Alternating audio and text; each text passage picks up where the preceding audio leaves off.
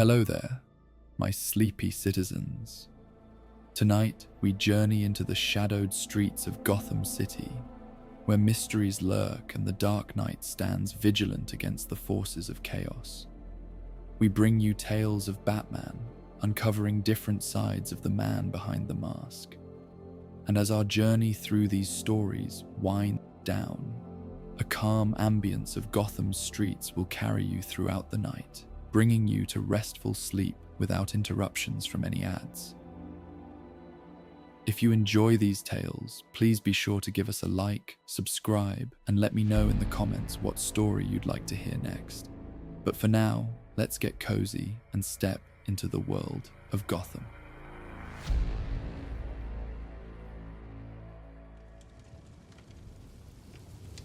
Rain fell softly over Gotham City, each droplet catching the glow of streetlights as it descended through the night air.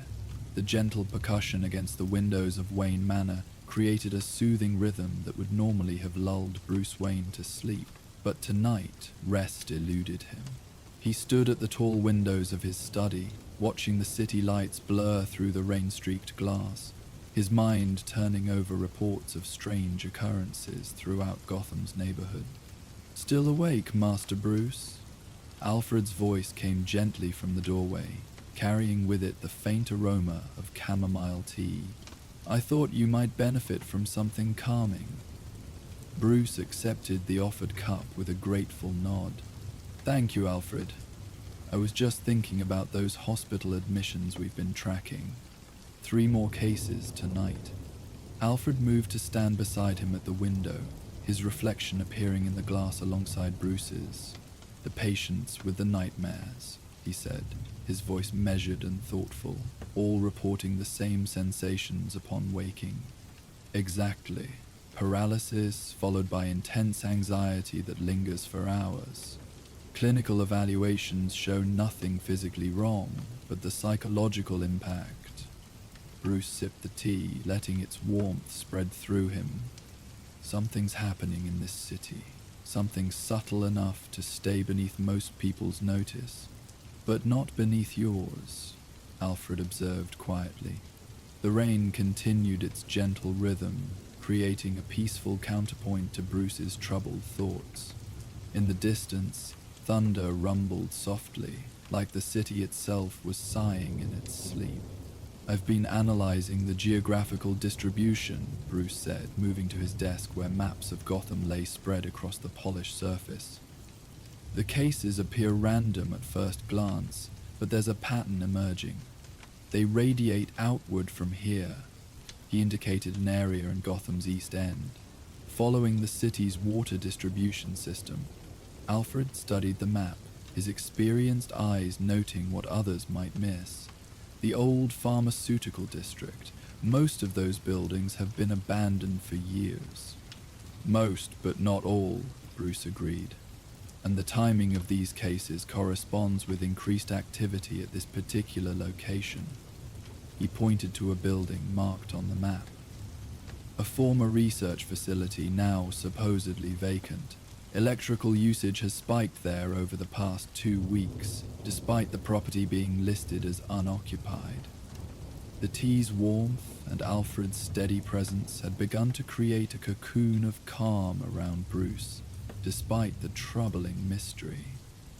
Outside, the rain continued its gentle symphony against the windows, while inside, the fire and the study hearth cast dancing shadows across the room. "The pattern of symptoms," Alfred said thoughtfully, "reminds me of something I read about in one of your case files. Dr. Crane's work." Bruce nodded slowly. "Jonathan Crane, Scarecrow." The name itself seemed to bring a chill to the warm room. "His fear toxin has evolved over the years. The early versions were crude, causing immediate and obvious terror. But the last time we encountered him, he was working on something more insidious. A slow degremit variant," Alfred recalled, "designed to trigger nightmares rather than immediate panic. A toxin that works its way into the subconscious," Bruce confirmed. creating fear that builds gradually rather than erupts suddenly, more psychological than physiological. Alfred gently took the empty teacup from Bruce's hands. Perhaps it's time Batman paid a visit to that supposedly vacant building. Bruce looked out at the rain-soaked city once more. Yes, but first I need to understand exactly what we're dealing with. These nightmare reports. There's something familiar about them, something I can't quite place. The cave beneath Wayne Manor hummed with quiet energy as Bruce descended the stone steps. The familiar environment welcomed him, the gentle dripping of water echoing through vast limestone chambers, the soft whir of computer systems, the occasional flutter of bats far above. These sounds had become as comforting to him as the rain against the windows upstairs. Screens illuminated Bruce's face with a soft blue glow as he accessed patient records from Gotham General. Dr. Leslie Tompkins had provided them confidentially, concerned about the pattern she too had noticed. The nightmare descriptions played across the screen in clinical language that still couldn't mask the emotion behind them. Patient reports sensation of falling through darkness, recurring image of shadows gaining substance, reaching out, overwhelming sense of being watched by something unseen. Bruce's fingers paused over the keyboard. The description stirred something in his memory, not just of Scarecrow's previous work, but something deeper, more personal. He closed his eyes momentarily, letting his mind reach for the connection. Master Bruce. Alfred had followed him down, carrying a tray with a fresh pot of tea. I've taken the liberty of contacting Dr. Meridian. She's agreed to consult on the psychological aspects of these cases. Chase Meridian? Bruce nodded. Good thinking. Her expertise in dream analysis could help us understand what Crane is targeting. He gestured to the patient files on screen. There's something about these nightmares, Alfred. They seem tailored somehow. Alfred set the tray down and studied the screens. Indeed, almost as if they were designed to resonate with specific fears. His eyes moved thoughtfully across the reports. Have you noticed that many of the victims share certain biographical elements? Childhood trauma, particularly involving loss of security or attachment figures? Bruce's attention sharpened. You're right. That can't be coincidence. Perhaps Dr. Crane is testing his toxin on subjects most likely to produce strong responses, Alfred suggested. Individuals whose psychological makeup already predisposes them to certain types of fear. The cave's ambient sounds seemed to grow more pronounced as they sat in contemplative silence. Water droplets falling into underground pools, the distant rustling of bats shifting in their sleep. Bruce found his breathing naturally slowing to match this subterranean rhythm. I should go to that building tonight, he said finally. Alfred glanced meaningfully at the time display on the computer. It's nearly dawn, Master Bruce. Perhaps a few hours rest would be advisable before confronting whatever Dr. Crane has prepared. Bruce looked ready to object, then his shoulders relaxed slightly. You're right. A clear mind will be my best defense against Crane's manipulations. He stood, stretching muscles tight from hours at the computer. Set the system to continue analyzing the geographical spread of cases. Of course, Alfred replied. And shall I prepare the filtration systems in the cowl?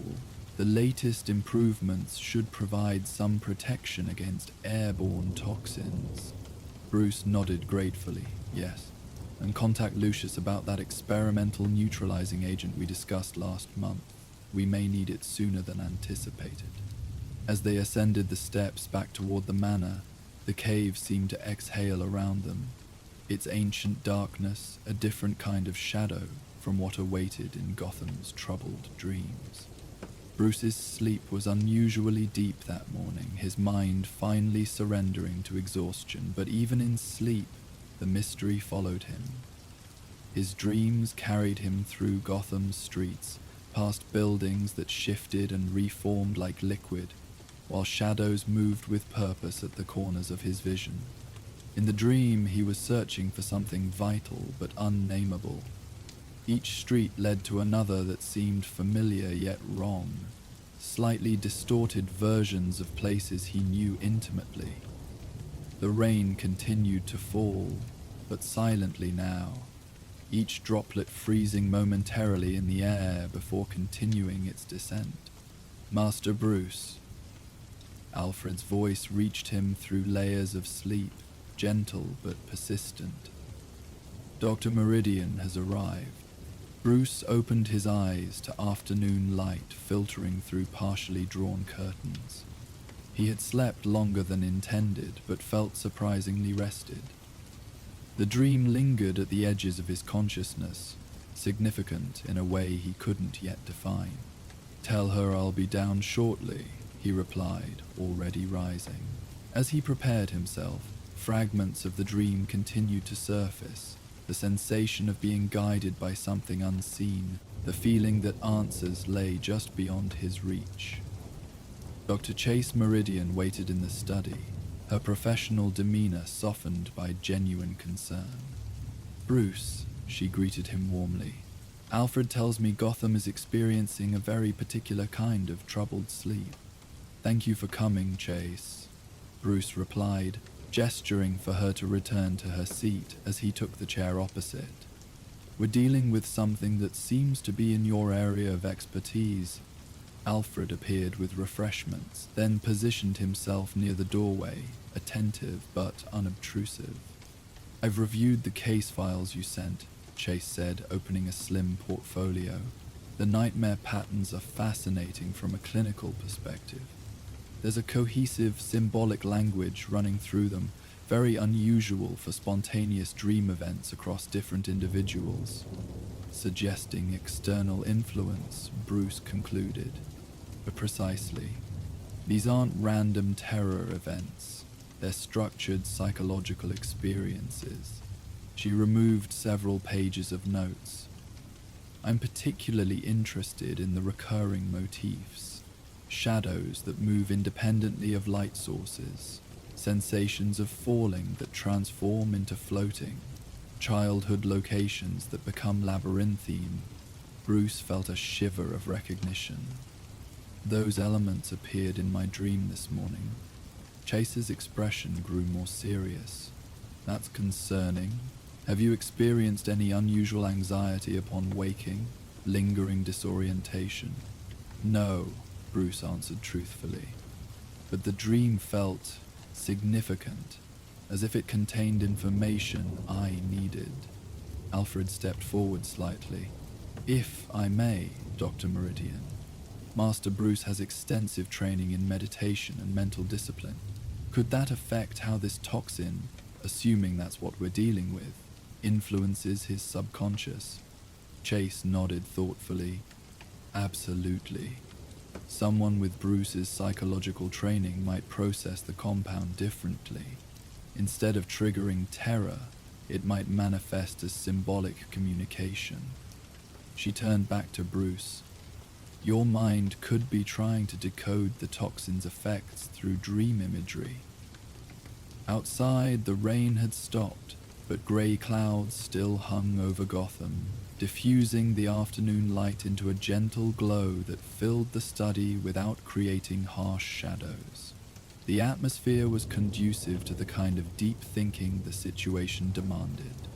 "If Crane is using the water system for distribution," Bruce said, "we need to identify exactly how and where. The concentration must be extremely low to evade standard testing." "Which explains the selective impact," Chase added.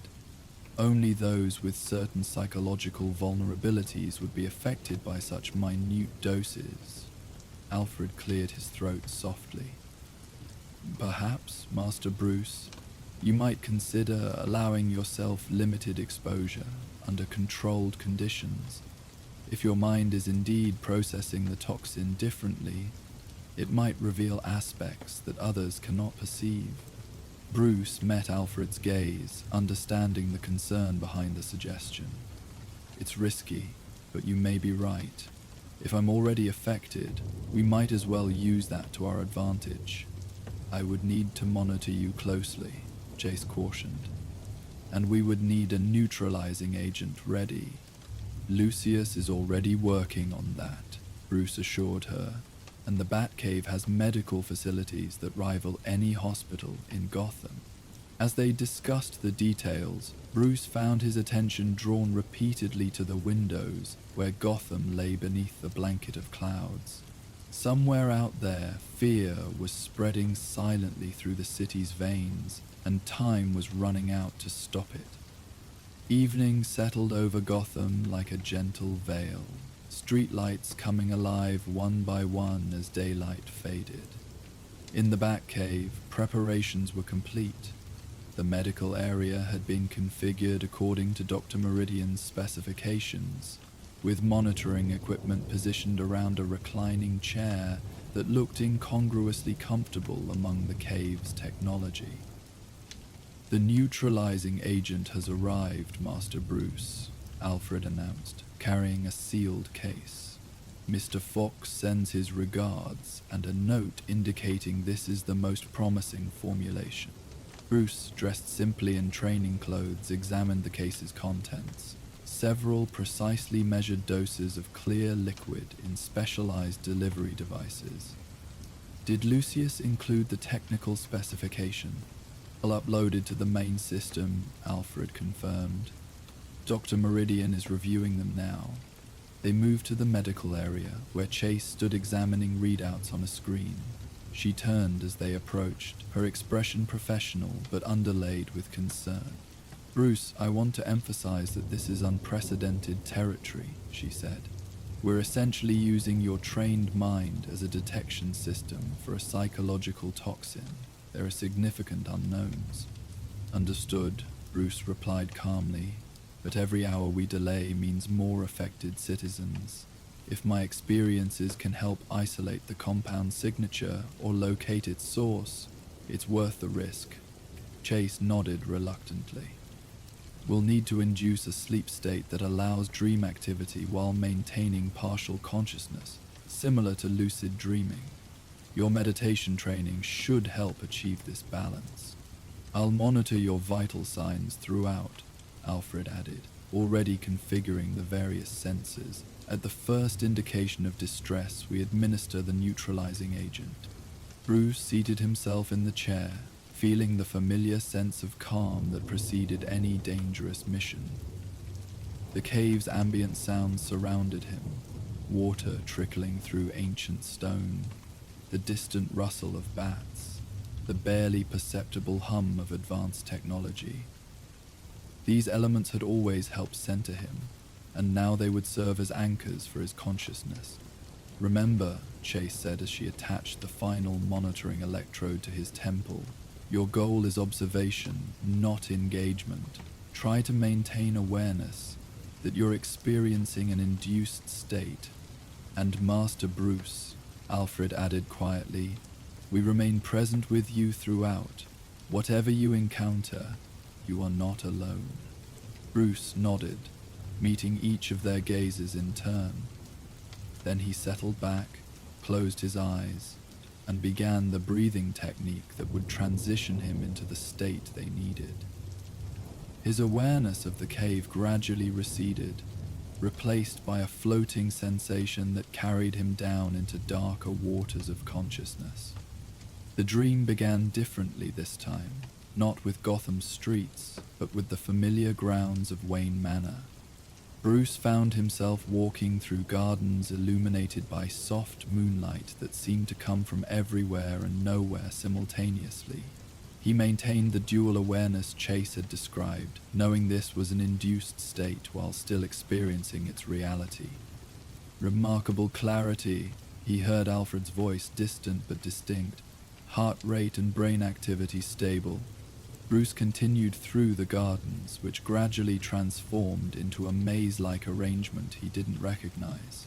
The hedges grew taller with each turn until they towered above him like walls, yet he felt no claustrophobia, only curiosity, and the certainty that something important waited at the center. Following some kind of pathway, he heard himself saying, his voice sounding strange to his own ears. The landscape is symbolic, a journey inward. Excellent narration, Bruce. Chase's voice came as if from a great distance. Try to identify any elements that feel particularly resonant or charged with emotion. As if in response to her words, Bruce noticed certain plants in the garden maze emitting a faint luminescence. When he approached these, sensations washed over him, brief flashes of memory, fragments of emotion, a child's laughter, the scent of his mother's perfume, the weight of his father's hand on his shoulder. The toxin is linking to memory centers, he reported, maintaining his observer stance, creating associations with early experiences. The path led inward, the maze growing more complex but also more beautiful, with flowering vines that released soft, luminous pollen into the air. Bruce noticed that breathing this pollen deepened the dream state, making the boundary between observer and participant more porous. "Be cautious," Alfred's voice warned, somehow sensing this shift. "Your physiological responses are intensifying." Bruce acknowledged this with a thought, knowing somehow they would perceive it. The center of the maze was now visible ahead, a circular clearing where a familiar figure waited, seated on a stone bench. "I see Scarecrow," Bruce reported, or rather Jonathan Crane, without his mask. The figure looked up as Bruce approached, adjusting spectacles with a scientist's precise gesture. "Interesting," the Dream Crane said. "You've maintained coherence longer than the others. Your mind has remarkable architecture, Mr. Wayne." Bruce remained at a careful distance. "This isn't really you. You're a projection created by my mind's interaction with the toxin." Dream Crane smiled thinly. "Does that distinction matter? I represent what you seek to understand. Ask your questions, if you wish." "The water system," Bruce said. "How is the toxin being distributed so precisely?" "Look down," Dream Crane suggested. Bruce glanced at the ground and saw that what he had taken for a stone pathway was actually a miniature model of Gotham's infrastructure. Tiny pipes and conduits forming an intricate network beneath the garden maze. Nanoscale delivery, he realized, studying the model. The toxin bonds to specific mineral compounds present in older sections of the water system. "Very good," Dream Crane nodded. "Your mind translates complex chemical concepts into visual metaphors quite effectively." Bruce knelt to examine the model more closely. Certain sections glowed with the same luminescence as the special plants. "The East End distribution hub," he said. "That's the primary injection point." "His heart rate is increasing," came Alfred's concerned voice from above. "Blood pressure rising as well." Bruce tried to maintain his observational stance, but found the dream pulling him deeper. The garden maze was changing, the hedges withering rapidly as darkness spread from the center where Dream Crane sat.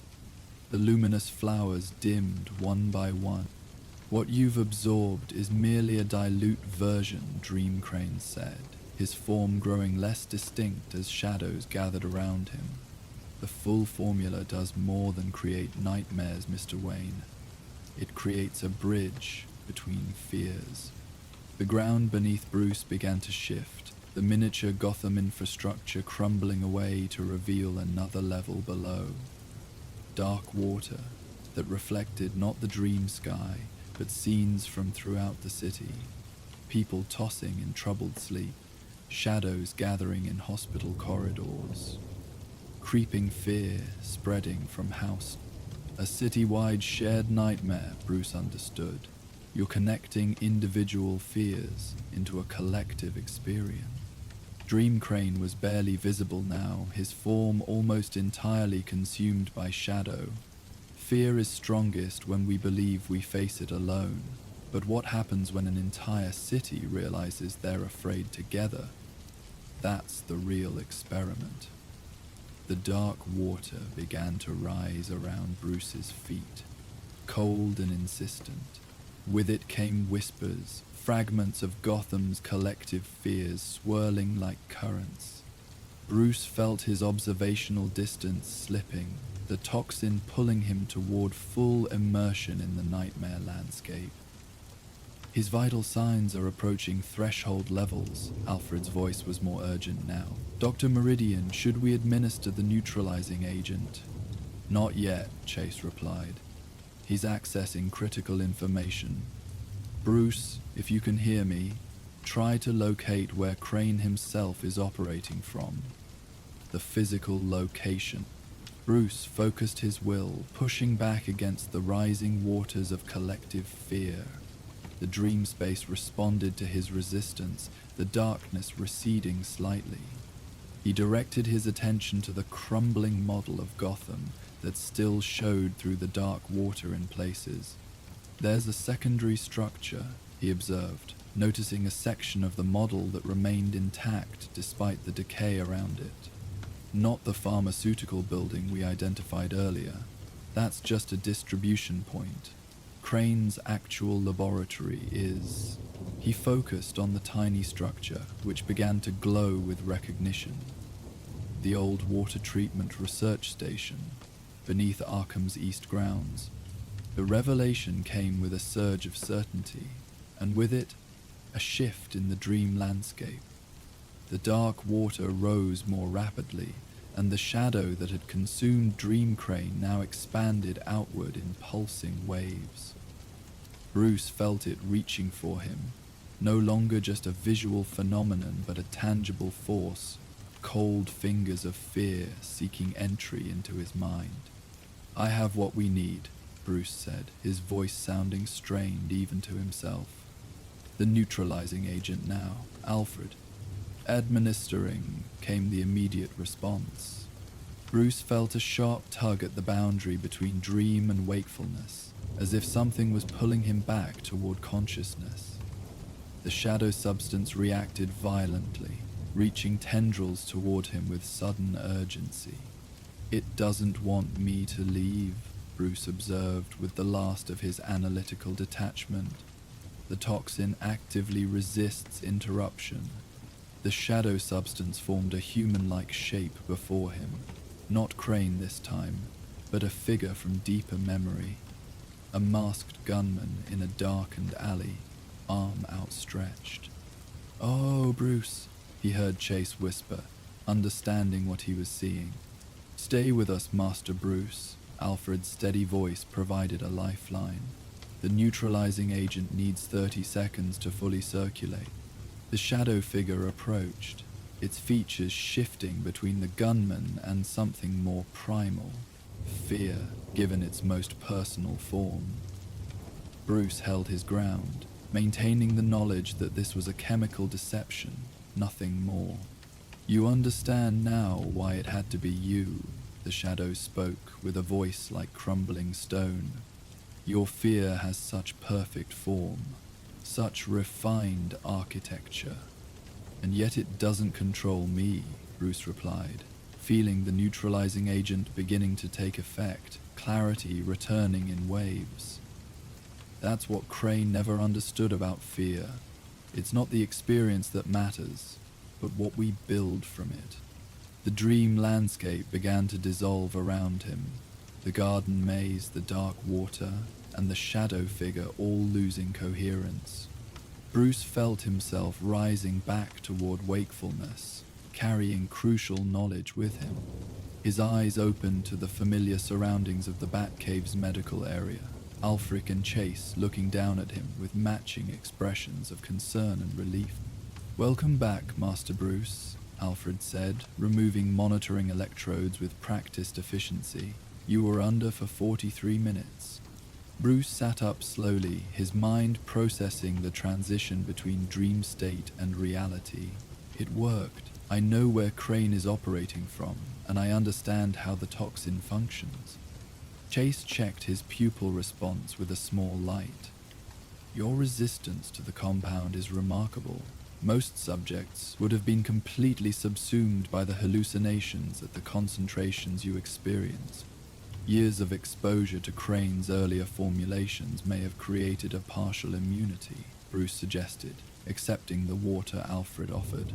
Or perhaps facing one's worst fears repeatedly builds a certain resilience. Alfred's expression softened momentarily. Indeed, sir. Few have confronted their fears as directly or as often as you have.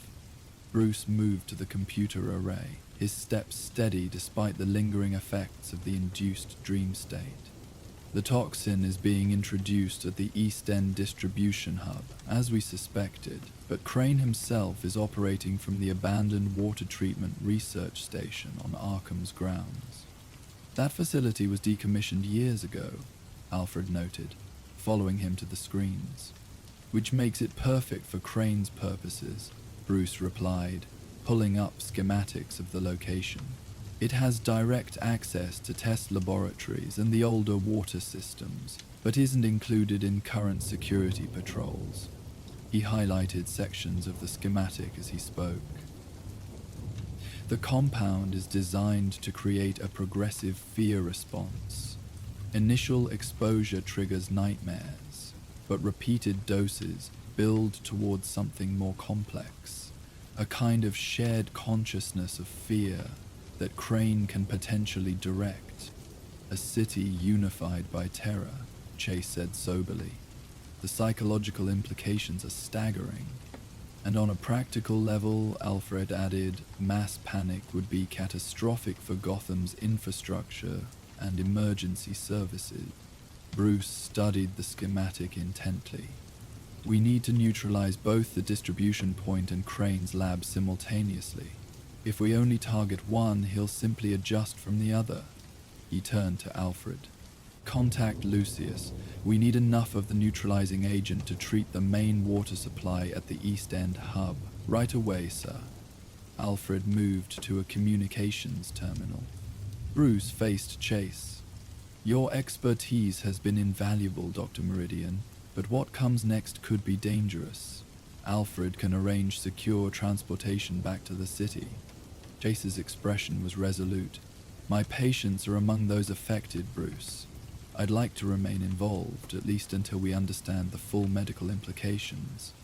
She paused, then added more softly, besides, you may need someone to monitor your psychological responses if you encounter concentrated versions of the toxin. Bruce nodded, respecting her decision. Alfred will provide you with emergency protective gear, just in case. As preparation activities intensified around the cave, Bruce felt the familiar, calm focus that preceded mission deployment. The dream journey had provided not just tactical information, but a deeper understanding of what they faced, a threat that operated through the architecture of fear itself, using the mind's own structures as its pathway. Night had fallen completely over Gotham by the time Batman emerged from the cave. The Batmobile moved silently through rain-slicked streets, its systems gathering environmental data that confirmed the spread of Crane's toxin through water vapor rising from the city's drainage systems. Air moisture content matches the samples analyzed from the dream state.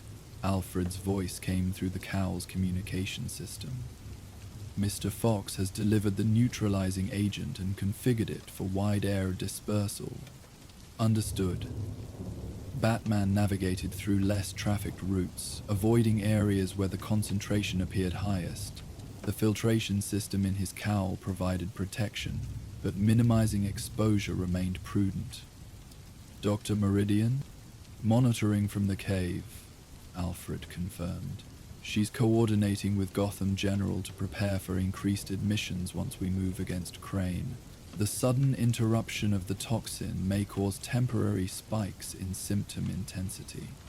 The city passed by in a blur of lights reflected on wet pavement. Gotham at night had always possessed a dreamlike quality, a landscape of shadows and illumination where reality seemed more fluid. Tonight, that quality was enhanced by the knowledge of what flowed invisibly through its streets. "I've identified the optimal approach to the research station," Batman said, studying tactical displays. "The northwest access tunnel connects directly to the main laboratory space, based on thermal imaging. Satellite monitoring shows minimal movement at the site," Alfred replied. "Either Crane is working alone or keeping his operation deliberately small." "Consistent with his psychology," Batman agreed. "Crane rarely trusts collaborators with his research. He considers it too important to share." The Batmobile turned eastward, heading toward the abandoned grounds of Old Arkham. Once a sprawling complex, parts had been demolished years ago while others simply fell into disrepair. The water treatment research station lay in this neglected zone, officially condemned but structurally sound enough for Crane's purposes. As Batman approached the perimeter, he could feel the slightest pressure behind his eyes, a subtle indicator that Crane's toxin was more concentrated here. His cow's filtration system adjusted automatically, capturing and analyzing the compounds present in the air. "Toxin levels 5 times higher than city center readings," he reported. "Definitely the source." "Exercise extreme caution, sir," Alfred advised. Even with the cow's protection, prolonged exposure at those concentrations could be problematic. Batman exited the vehicle silently, moving like a shadow across the overgrown grounds. Decades of psychological darkness seemed to have seeped into the very soil here, creating an atmosphere of abandonment and decay that persisted despite the rain's cleansing efforts.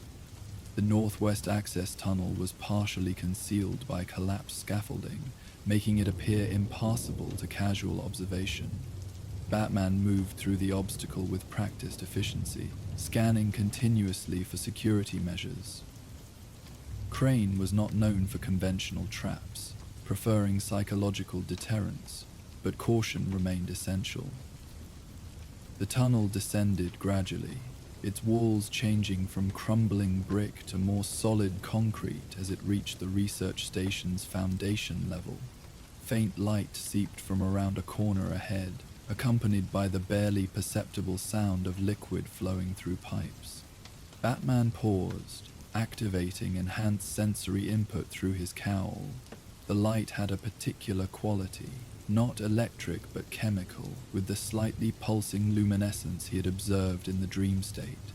The sound resolved into more distinct patterns, the rhythmic pumping of mechanical systems moving fluids through filtration and distribution processes.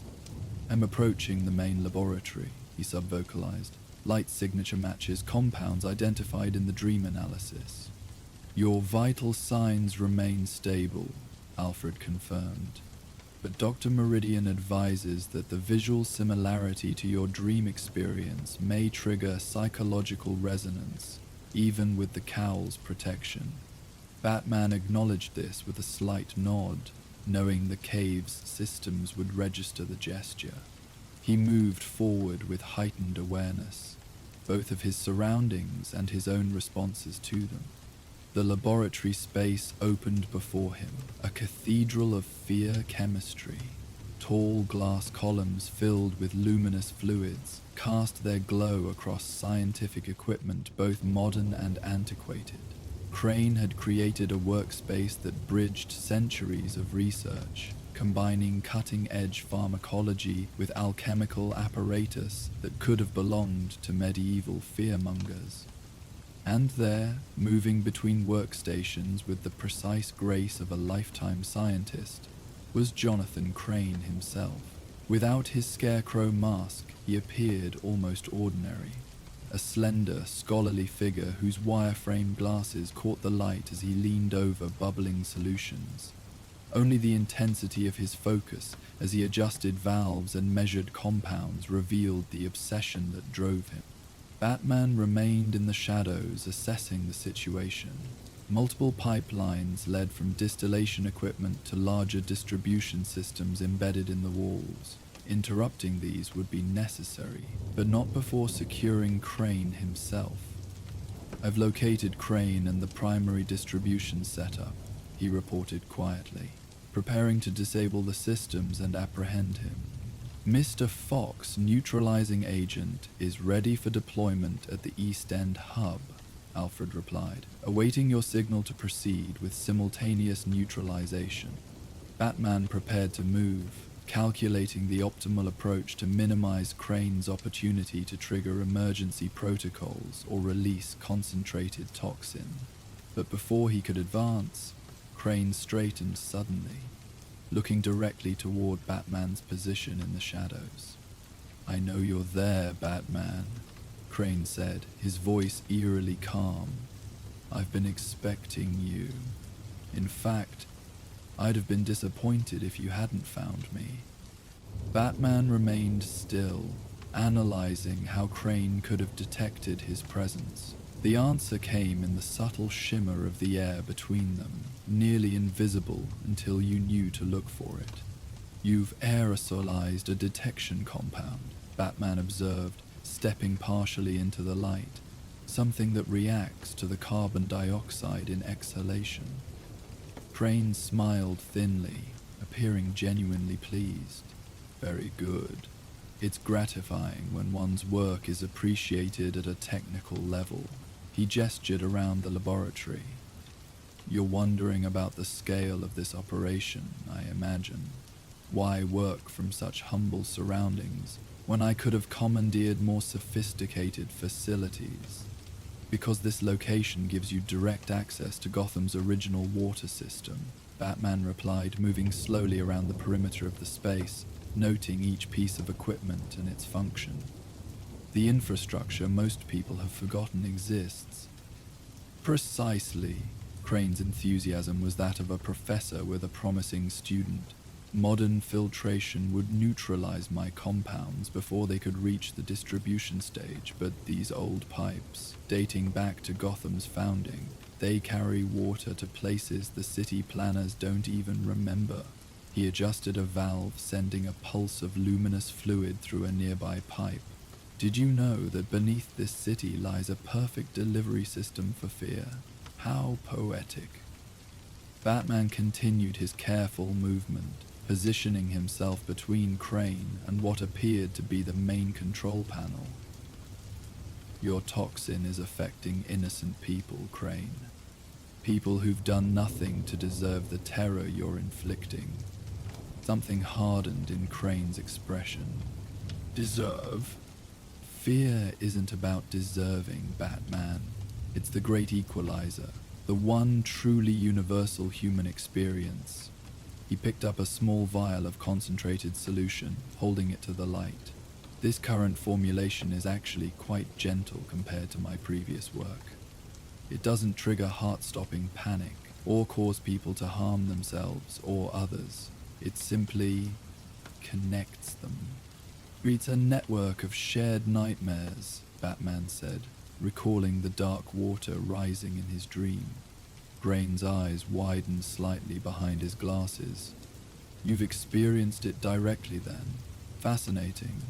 Most minds lack the architecture to perceive the connective elements." He studied Batman with renewed interest. "What did you see in the dreamscape?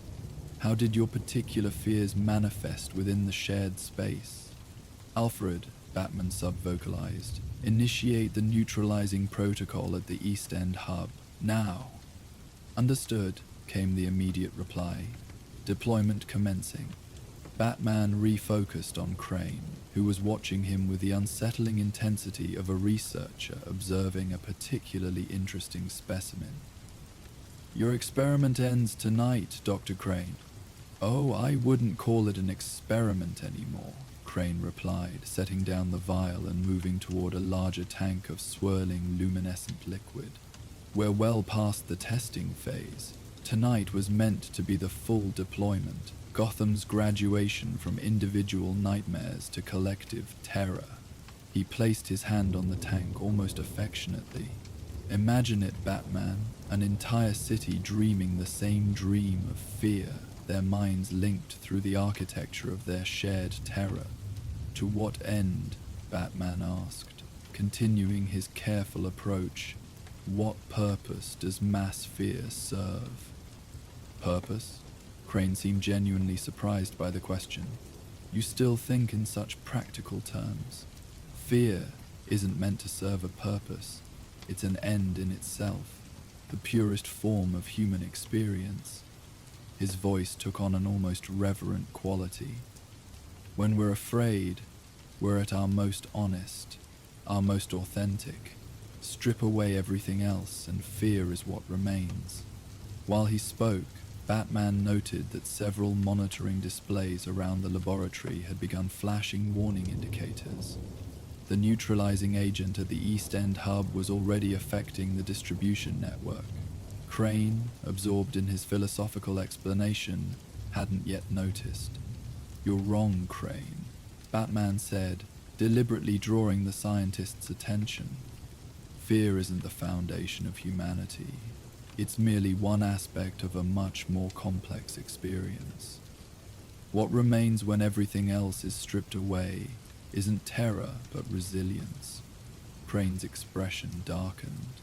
A comforting fiction you tell yourself, but I've studied fear more deeply than anyone alive, and I know its truth. He turned toward his control panel, finally noticing the warning indicators. His movements became suddenly more urgent. What have you done? Introduced a neutralizing agent into your distribution system, Batman replied, moving forward now with greater speed. Your toxin is being rendered inert throughout Gotham as we speak. Crane's academic calm shattered, revealing the frantic intensity beneath. No, you don't understand what you're interrupting.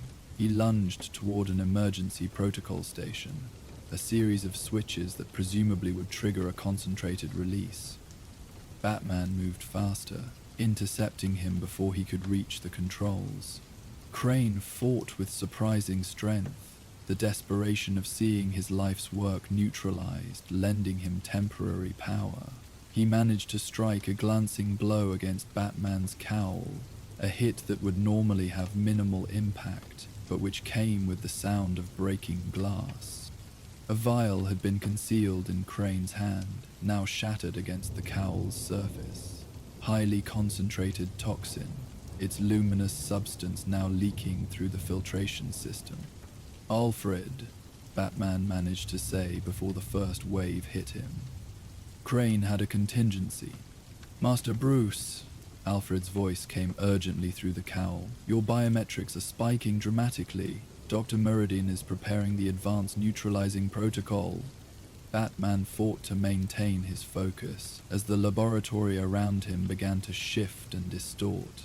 The concentrated toxin worked with frightening speed, creating overlapping realities.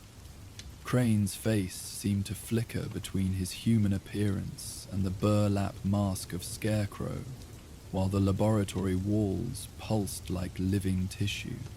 Now you'll truly understand my work, Crane said, his voice echoing strangely. At this concentration, the toxin doesn't just create fear, it manifests it physically. Batman forced himself to remember his training, to separate chemical hallucination from reality. He could still see the actual laboratory beneath the nightmarish overlay, could still track Crane's movements as the scientist retreated toward his emergency controls. With tremendous effort, Batman launched himself forward, tackling Crane before he could reach the switches. They fell together, sending laboratory equipment crashing to the floor around them.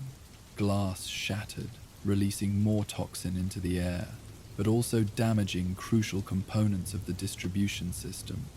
No, Crane cried out as pipe connections ruptured, his precious compound spilling uselessly across the laboratory floor. Years of research. Batman maintained his hold on the struggling scientist, even as the hallucinatory effects intensified. The world around him kept shifting between reality and nightmare, the laboratory alternating with infinite darkness, where shadow figures reached for him with grasping hands. Master Bruce listened to my voice. Alfred's steady tones cut through the hallucination. What you're experiencing isn't real. The neutralizing agent is being prepared for direct administration. You must restrain Dr. Crane and find cover from additional toxin exposure. The familiar voice provided an anchor, allowing Batman to focus long enough to secure Crane with restraints. The scientists had stopped struggling, instead watching with academic interest as Batman fought against the toxin's effects. Fascinating resistance, Crane observed, somehow visible even through the encroaching shadows. Your mind creates structures to combat the influence. Most subjects simply surrender to the experience. Batman dragged himself and his captive toward the laboratory entrance, away from the heaviest concentration of airborne toxin. Each movement required immense will as the hallucinations tried to convince him that the floor was dissolving beneath him, that the air itself had weight and substance. The neutralizing agent has successfully deployed throughout the Eastern Distribution Hub, Alfred reported, his voice a lifeline through the darkness. Dr. Meridian confirms that hospital admissions for nightmare symptoms have already begun to decrease. Batman reached the tunnel entrance, pulling Crane with him into the relatively cleaner air. The toxin's grip loosened slightly, allowing moments of greater clarity between hallucinations. You've merely interrupted one approach, Crane said, his academic detachment returning now that his immediate work was destroyed. Fear always finds its channel, Batman. If not through chemistry, then through other means. Perhaps, Batman acknowledged, securing Crane to a structural support. But not tonight, and not through you. He activated his beacon, signaling for emergency GCPD response with hazardous materials protocols. Then, as another wave of hallucinations threatened to overwhelm him, he administered the emergency dose of neutralizing agent that Alfred had insisted he carry. Neutralizing compound administered, he reported, his voice steadier as the antidote began to take effect. The toxin's concentration was significantly higher than anticipated, but the countermeasure is working. Thank heavens, Alfred replied, relief evident in his voice. Dr. Meridian confirms that your biometric readings are stabilizing. GCPD hazmat units are 4 minutes from your location. As the hallucinations receded, Batman looked at Crane, who sat with the calm resignation of a scientist whose experiment had reached an unexpected but still interesting conclusion. You experienced the shared dreamscape, didn't you? Crane asked, genuine curiosity in his voice. You saw how the fears connect, how they form a collective architecture. I saw a manipulation of basic neurochemistry, Batman replied. Impressive science, but not the profound revelation you believe it to be. Crane smiled faintly. We'll have to disagree on the interpretation, but I am curious. In the dreamscape, what form did your particular fear take? Everyone's is different, yet connected to the whole. Batman remembered the shadow figure in the garden maze, its form shifting between specific memory and primal fear. It doesn't matter what form fear takes, Crane. What matters is how we respond to it. The psychologist's answer, Crane nodded, seemingly satisfied. Perhaps that's why you resist the toxin so effectively. You've integrated your fear rather than attempting to eliminate it.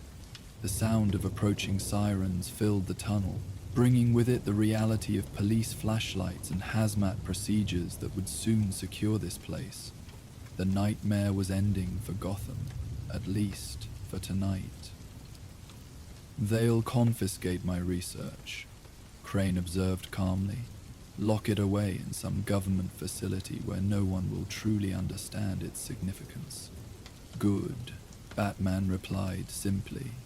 As GCPD officers in protective gear entered the tunnel, Batman stepped back into deeper shadows. His work here was complete, though the effects of Crane's toxin would linger in subtle ways throughout Gotham for days to come. Dreams, even nightmares, didn't simply vanish when their cause was removed. Rain had begun falling again as Batman emerged from the abandoned Arkham grounds, washing away the last traces of airborne toxin. The Batmobile waited, its systems already processing environmental data to confirm that Crane's fear experiment was truly neutralized. "Owl readings indicate successful containment," Alfred reported as Batman entered the vehicle. "Dr. Meridian suggests you return to the cave for full medical evaluation, given your exposure to the concentrated compound." "On my way," Batman confirmed, feeling the last of the hallucinations fading as the neutralizing agent completed its work. The rain-slicked streets of Gotham passed by outside, the city unaware of how close it had come to a night of collective terror. In the Batcave, Alfred and Dr. Meridian waited with medical equipment ready. Batman removed his cowl, allowing them to conduct a thorough examination as he reported the details of the confrontation with Crane. "The concentrated dose you received would have completely incapacitated most people," Chase observed, studying his neurological readings. "Your resilience is remarkable." "Master Bruce has had considerable practice facing fear," Alfred noted, his understated tone carrying layers of meaning. When the examination was complete, Bruce changed into civilian clothes, feeling the bone-deep weariness that followed intense exposure to Crane's toxins. Despite the neutralizing agent, certain effects lingered: a heightened awareness of shadows, an enhanced sensitivity to subtle sounds. "You should rest," Chase advised. "Your system has undergone significant stress." Bruce nodded, knowing she was right but still feeling the pull of responsibility. "Gotham's water supply is being thoroughly treated by authorities," Alfred assured him. "Mr. Fox's neutralizing compound has been provided to GCPD and Public Works departments under the guise of Wayne Enterprises' public health initiatives. And my patients are already showing signs of recovery," Chase added. "The nightmare epidemic appears to be subsiding." Bruce allowed himself to acknowledge his exhaustion then. "Thank you, both of you. Your assistance was invaluable tonight." As Chase gathered her equipment to depart, Alfred accompanied her, leaving Bruce alone in the quiet of the cave. The familiar sounds surrounded him: water dripping through ancient stone, the distant rustle of bats, the gentle hum of technology. These had always been comforting rather than ominous, a reminder that fears could be transformed through purpose and meaning. He thought about what Crane had said regarding the architecture of fear, how terrors connected and built upon each other. There was truth there, though not in the way Crane believed. Fear did create structures in the mind, but those same structures could become foundations for courage when properly understood.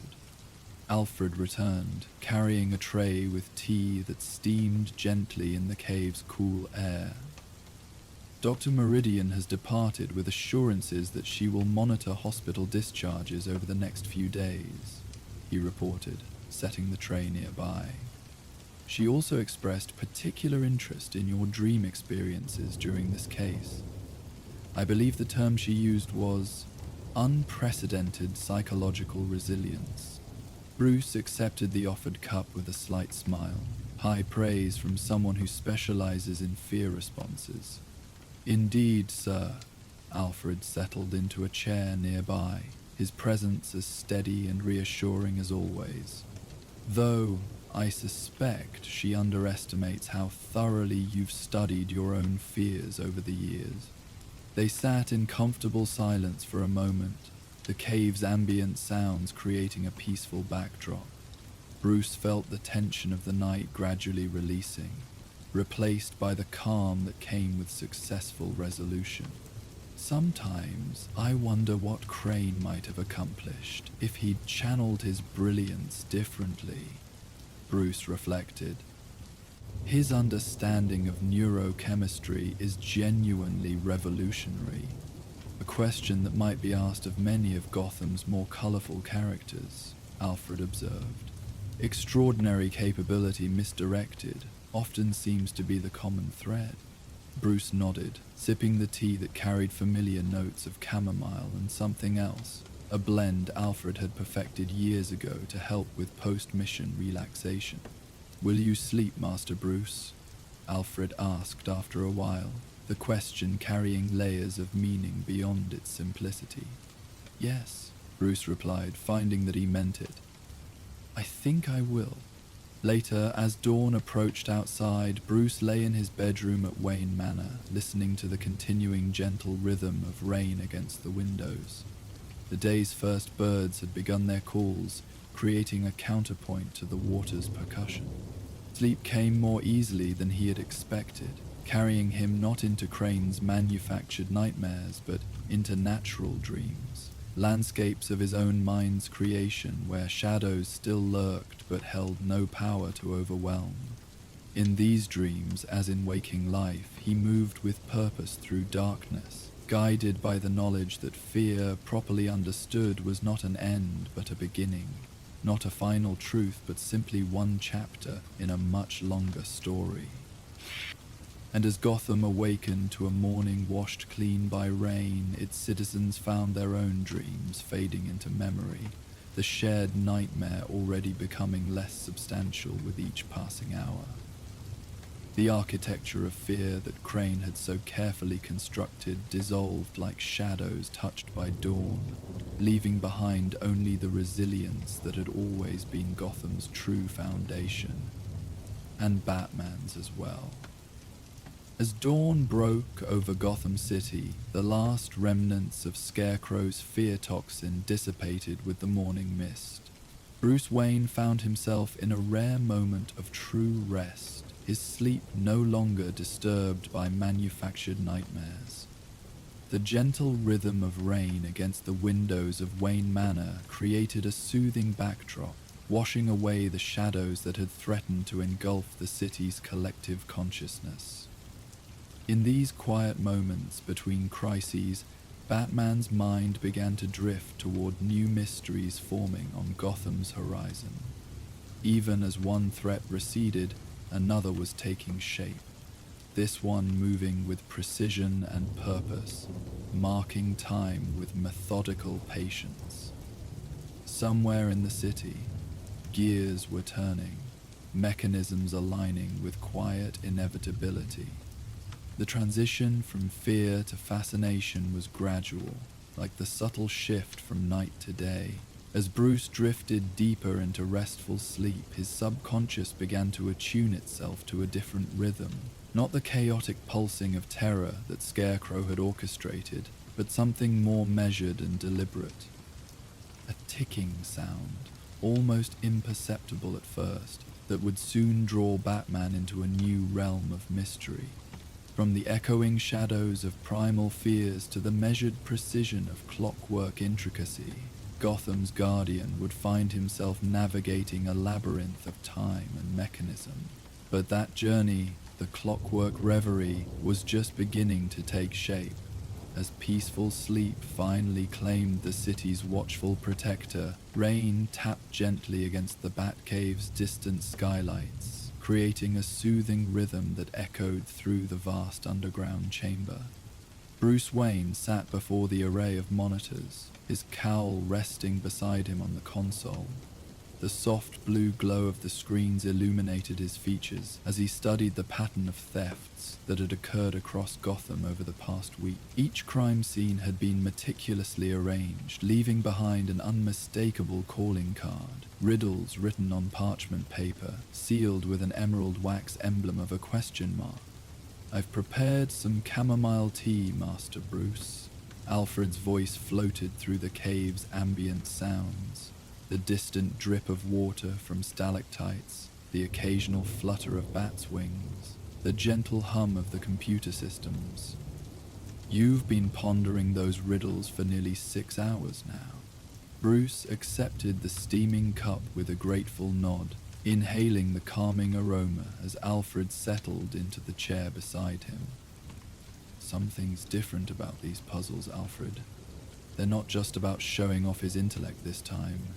Each location, each stolen artifact, they're forming a pattern I can't quite grasp yet. Alfred leaned forward, studying the images displayed across the monitors. The first theft had occurred at the Gotham Horological Society, an antique pocket watch once belonging to the city's founding family. The second, a leather-bound journal from the Historical Society's restricted archives. The third, a brass astrolabe from the Maritime Museum's collection of navigation instruments. 3 thefts, 3 riddles, Bruce murmured, his fingers tracing the elegant script on digital scans of the riddle cards. Listen to this one from the Horological Society. I mark the moments of your life, yet have no hands to touch. I witness Gotham's first breath, though time has taken much. When hands point true north at midnight, memory becomes the key. Seek where builders laid their final stone, and there you'll find me. Alfred straightened slightly, his eyes narrowing in thought. The old clock tower at Cathedral Square, perhaps. It was the last structure completed in Old Gotham before the great expansion westward. Bruce nodded slowly, taking a sip of the fragrant tea. That's what I thought too. But I've already searched the clock tower thoroughly. Nothing there but pigeons and dust. He switched to another image, the riddle left at the Historical Society. This one reads, "Pages turned by forgotten hands tell stories left untold. Beneath the guardian of knowledge, secrets grow cold. When shadow meets light at perfect balance, wisdom shall be revealed. Look to where Gotham's heart was first sealed." The original City Hall archives, Alfred suggested, now part of the University Library's special collections. Bruce set down his teacup, his expression thoughtful.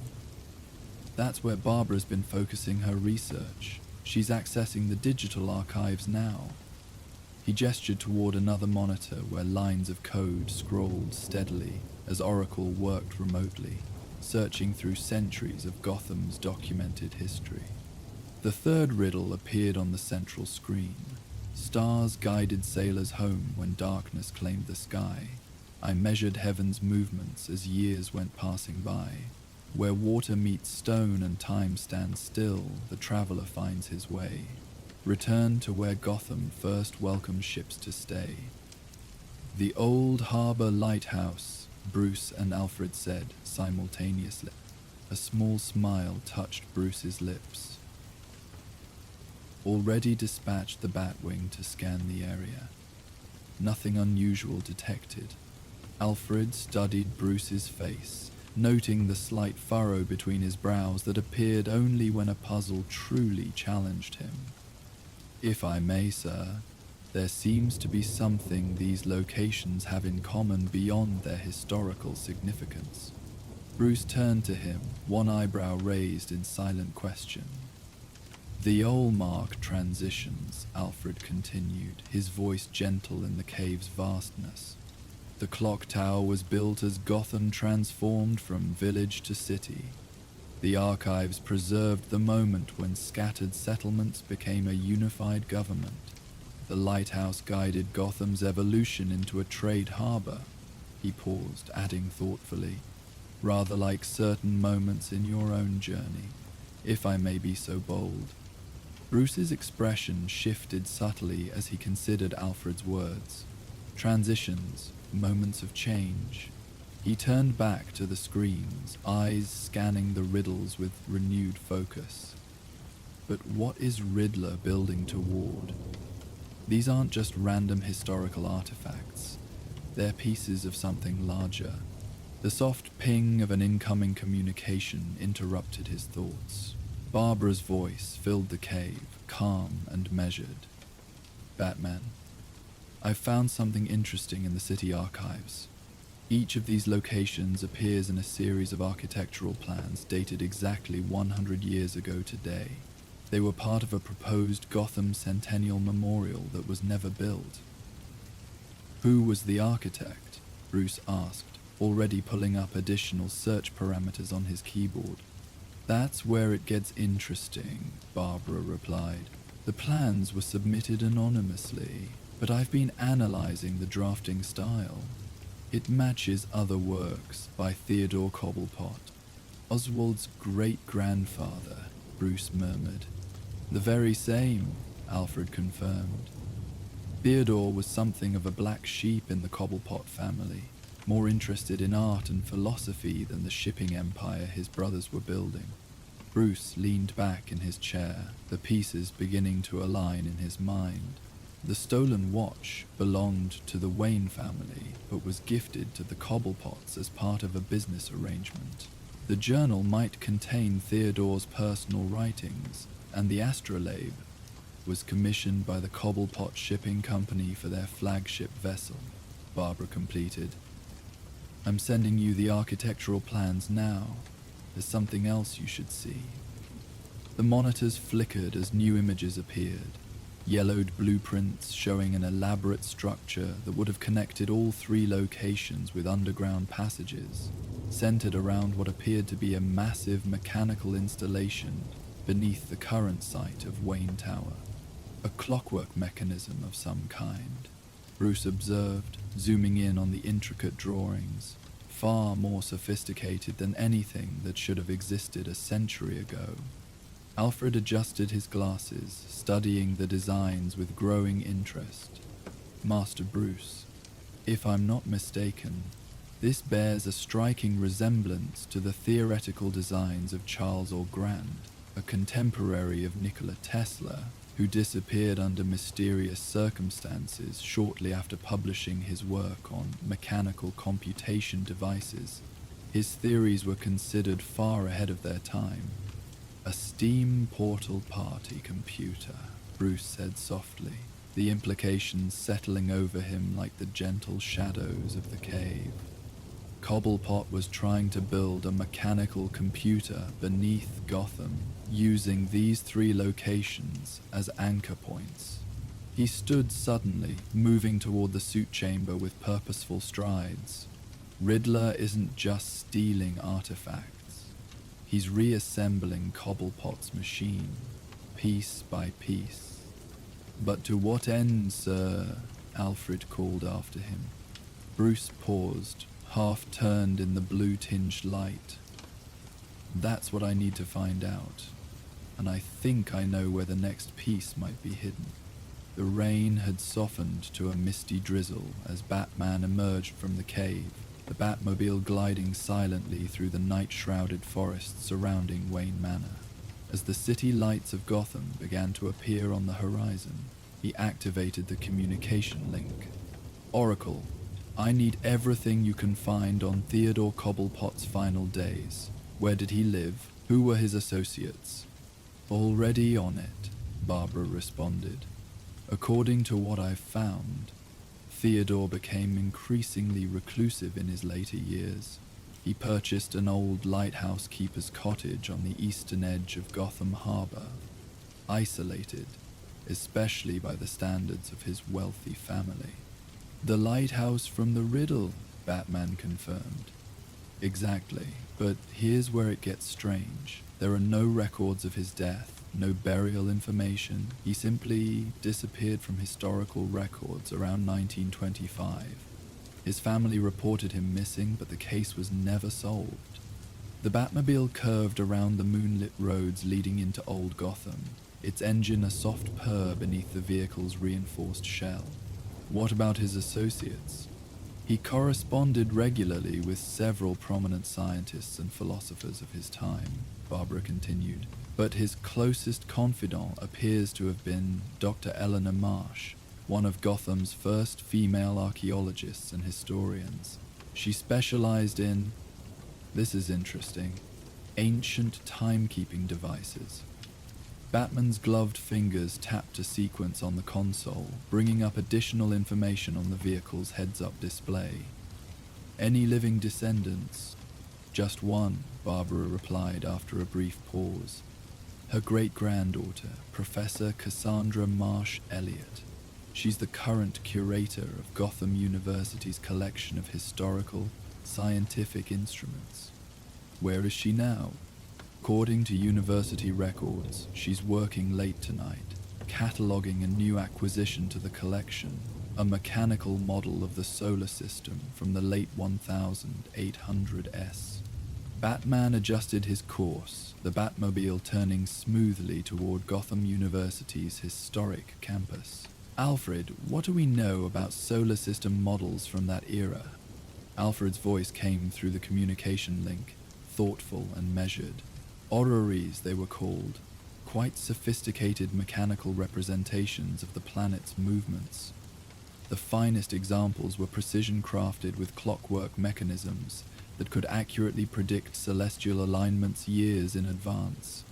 Like an eclipse, Batman said quietly.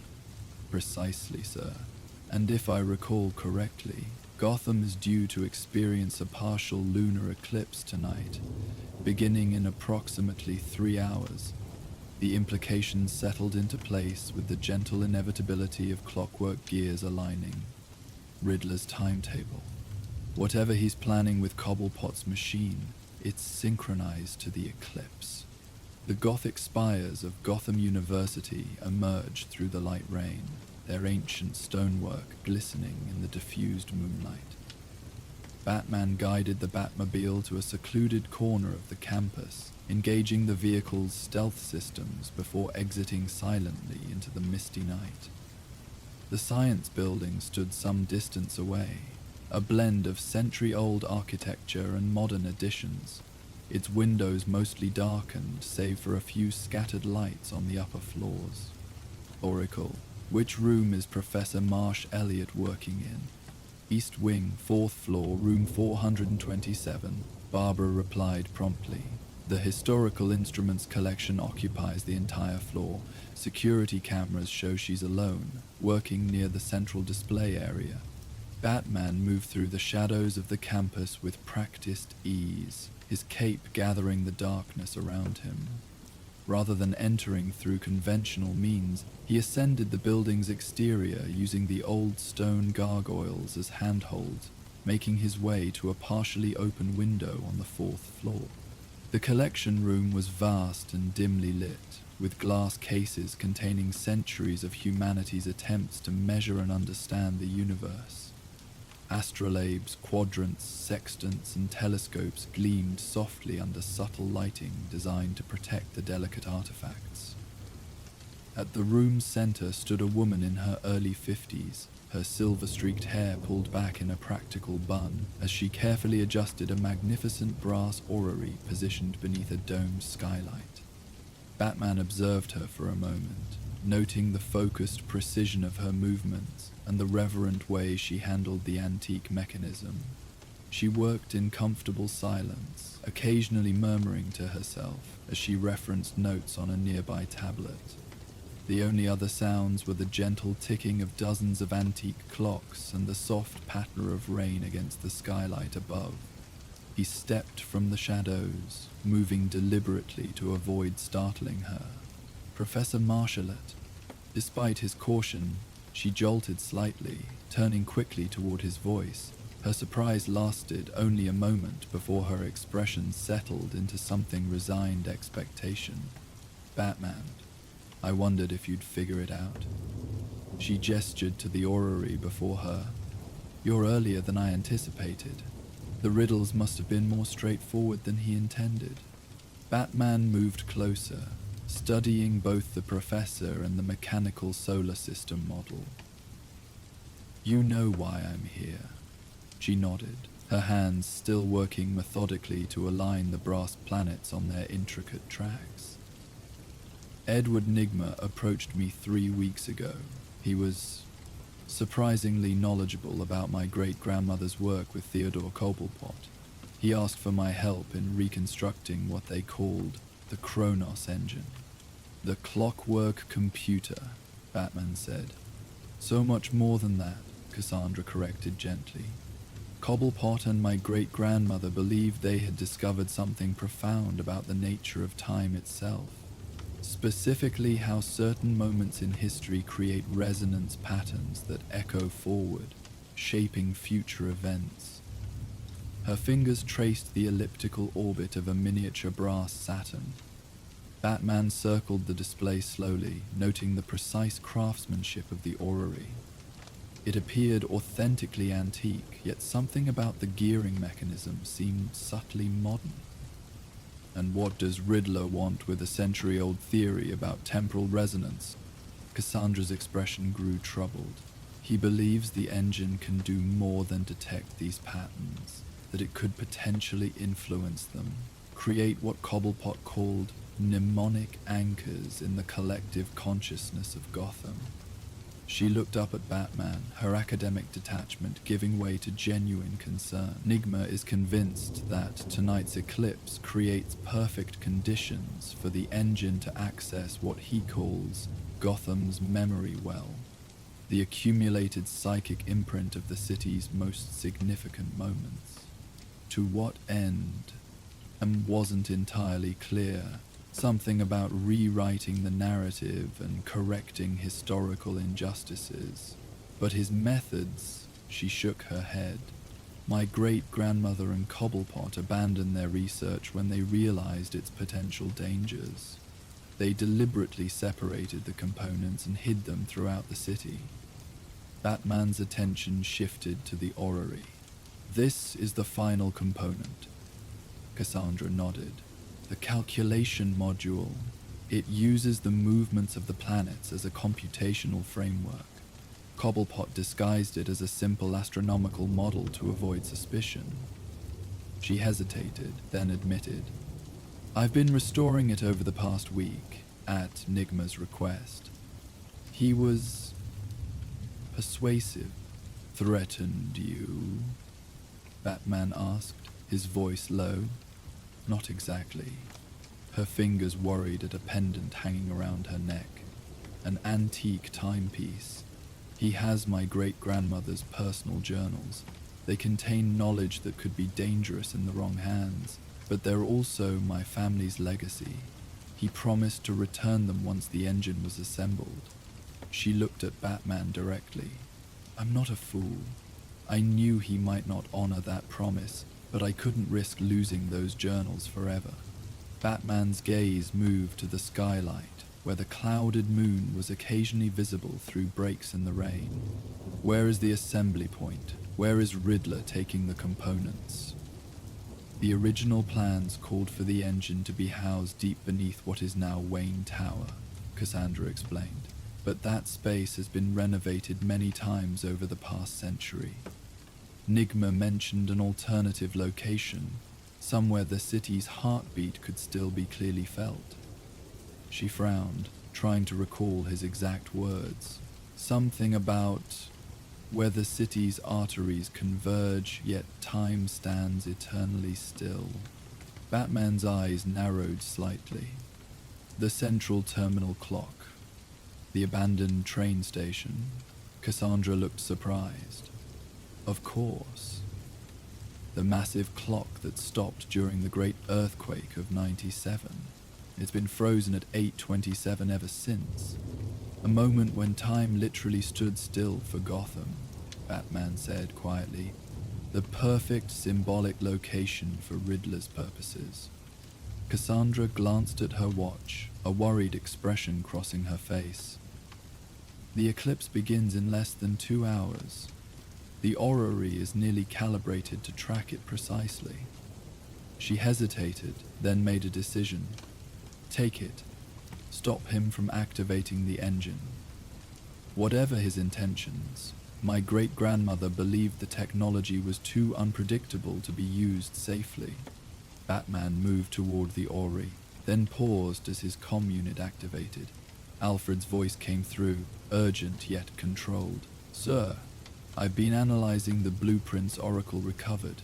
If I am understanding the principles correctly, the Chronos engine requires a specific electromagnetic frequency to activate, one that can only be generated by a device matching the exact specifications of all 4 components working in harmony. Meaning, Batman prompted, meaning that any attempt to remove the orrery from its calibration setting might render the entire mechanism inoperable, but it would also prevent Riddler from completing his plan. Batman looked at Cassandra, who nodded in confirmation. The alignment is incredibly precise. Once disturbed, it would take days to recalibrate properly. Then we use it as leverage, Batman decided. Professor, I need you to continue your work. Make it appear that you're completing the calibration, but introduce a subtle error. Something Riddler wouldn't notice immediately, but that would prevent the engine from functioning correctly. Cassandra considered this, then nodded slowly. I could misalign the Jupiter component by a few degrees.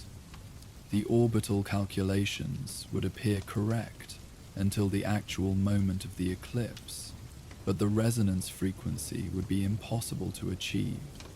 Do it, Batman instructed. Then prepare the orrery for transport. Riddler will be expecting you to deliver it to Central Terminal, and you'll be waiting for him, she concluded. Batman moved back toward the window. Oracle will maintain contact with you. Follow her instructions precisely. He paused, looking back at the professor. Your great-grandmother made the right choice a century ago. Some knowledge isn't meant to be used, no matter how noble the intention. Cassandra's hands returned to the orrery, making the subtle adjustments they had discussed. My great-grandmother used to say that time is like a river, powerful enough to carve canyons, yet gentle enough to nurture life along its banks. It's not meant to be dammed or diverted. As Batman disappeared into the rainy night, her words lingered in his mind, merging with the gentle rhythms of the city around him. Gotham at night had its own pulse, the distant sirens, the hum of traffic, the whispered conversations from apartment windows left open to catch the rain-cooled air, all forming a tapestry of moments, individual lives contributing to the greater pattern of the city's existence. The Batmobile responded instantly to his return, systems activating as he settled into the driver's seat. Alfred, what do we know about Central Terminal's current security? Minimal at best, sir, Alfred replied. The city maintains basic surveillance of the historic structure, but the interior has been largely abandoned since the newer transit hub opened 15 years ago. The clock tower section in particular has been deemed structurally unsound following several small tremors in recent years. Perfect isolation for Riddler's purposes, Batman noted. Oracle, can you access the terminal's original blueprints? I need to know every entrance, every maintenance passage. Already compiled, Barclay responded. Sending to your onboard system now. I've also been tracking unusual power fluctuations in that area over the past week. Someone's been drawing significant electricity from the grid, but routing it through multiple junction points to mask the final destination. Preparations for the engine, Batman confirmed. What about Riddler's known associates? Any unusual movements? Nothing from his regular crew, Barbara said. This operation seems unusually contained. Either he's working alone, or he's recruited help that doesn't appear in our databases. Batman considered this as the Batmobile curved through Gotham's rain-slicked streets, heading toward the abandoned grandeur of Central Terminal. He'd need technical expertise to assemble Cobblepot's machine, even with the original blueprints. Someone with knowledge of both antique mechanisms and modern power systems. Perhaps our Professor Marsh Elliot isn't being entirely forthcoming, Alfred suggested.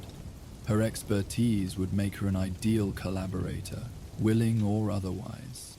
Or Riddler has found another expert, Batman countered. Oracle, run a check on recent visitors to Arkham Asylum.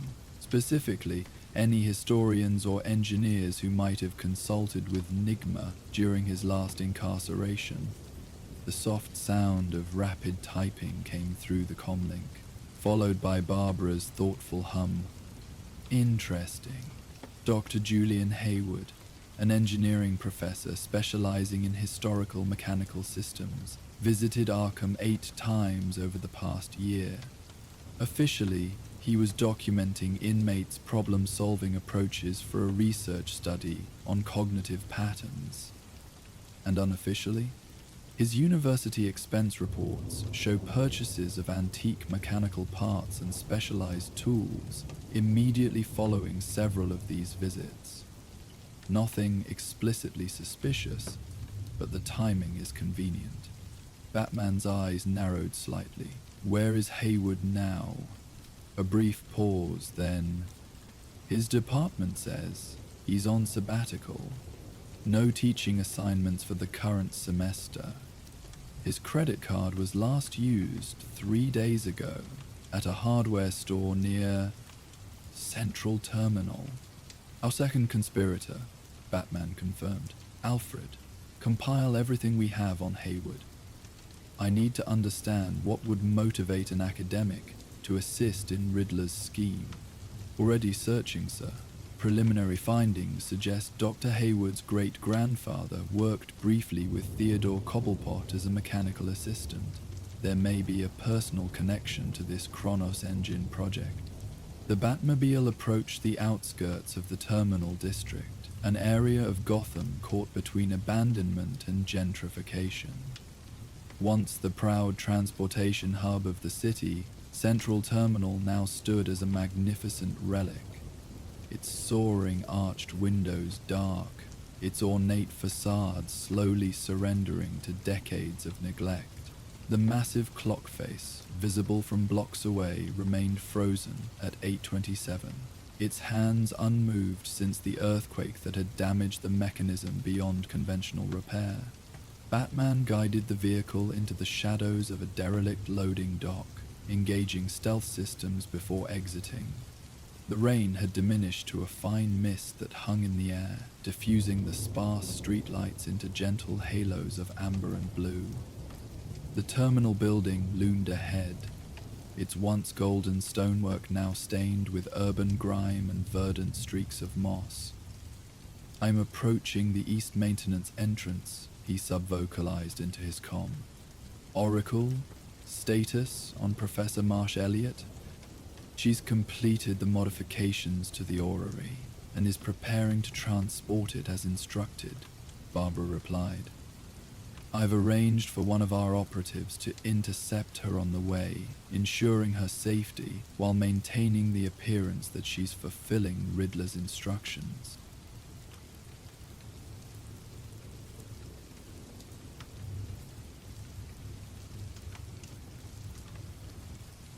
Batman moved through the shadows surrounding the terminal, his enhanced vision cutting through the darkness to reveal signs of recent activity.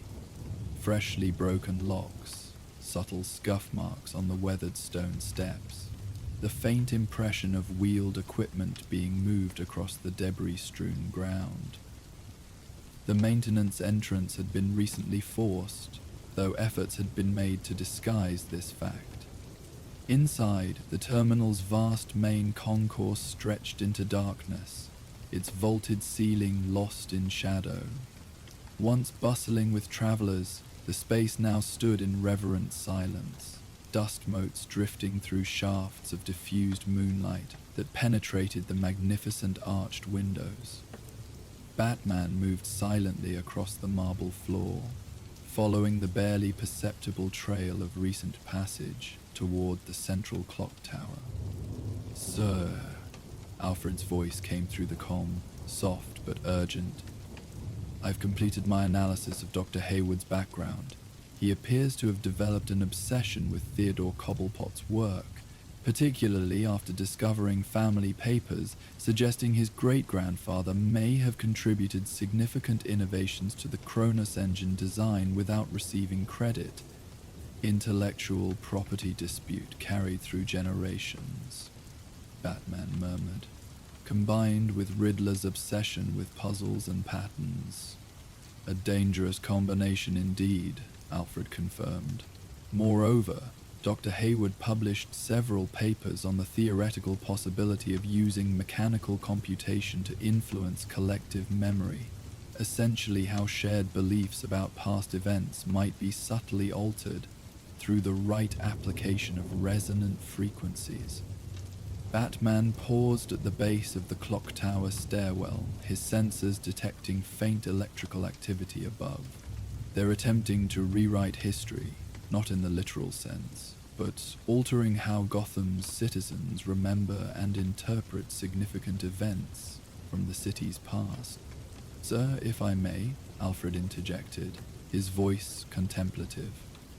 This resonates rather curiously with certain philosophical questions you've wrestled with yourself. How Batman's presence has shaped Gotham's perception of its own narrative, whether the symbol you created has ultimately changed the city's understanding of its own potential. The observation settled over Batman like the gentle mist outside, an insight typical of Alfred's quiet wisdom. Symbols have power, he acknowledged softly, but they should be freely embraced, not artificially imposed. He began ascending the spiral staircase toward the clock mechanism, moving with practiced silence despite the ancient iron steps. Above, the sounds of activity grew more distinct. The soft murmur of voices, the metallic clicks and whirs of machinery being assembled, the hum of electrical equipment powering up. "Eclipse begins in 42 minutes, Oracle reported. Professor Marsh Elliott should be delivering the orrery to our operative in 10. Batman reached a landing just below the clock chamber, pausing to survey the situation through a gap in the partially open door. The vast space behind the massive clock face had been transformed into an impromptu laboratory. The 3 stolen artifacts, the pocket watch, journal, and astrolabe, had been carefully integrated into a larger mechanical assembly that occupied the center of the room. Brass gears, copper coils, and intricate clockwork components formed a structure reminiscent of a Victorian astronomical computer, yet with an unsettling organic quality to its design, as though the machine were somehow alive. Riddler himself stood before the assembly, his green suit immaculate despite the dusty surroundings, his hands moving with surprising delicacy as he adjusted components beneath a focused worklight. Nearby, an older man with wild grey hair and wire-rimmed glasses, presumably Dr. Hayward, monitored readings on several cobbled-together instruments that blended antique gauges with modern digital displays. "The resonance frequency is stabilizing," Hayward was saying, excitement evident in his voice. "Once we integrate the calculation module, we should be able to achieve the harmonic convergence during the peak of the eclipse. And with it a subtle yet profound recalibration of Gotham's collective memory," Riddler responded, satisfaction coloring his words. "Certain forgotten innovators finally receiving their due recognition in the public consciousness. Certain wealthy families' contributions properly contextualized." He straightened, checking an antique pocket watch. "The professor should be arriving with our final component shortly." Batman withdrew slightly, assessing the situation.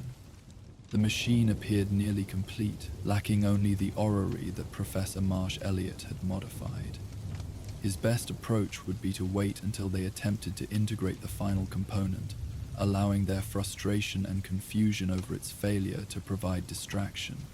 "Oracle," he subvocalized, "when our operative intercepts the professor, have them wait exactly 7 minutes. Then send a text message to Riddler indicating that she's been delayed by unexpected security near the terminal.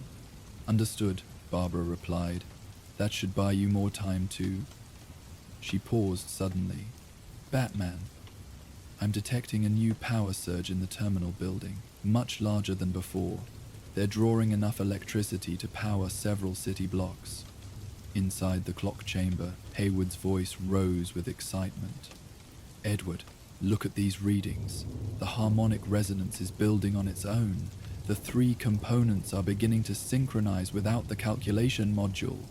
Batman moved immediately, pushing through the door into the chamber.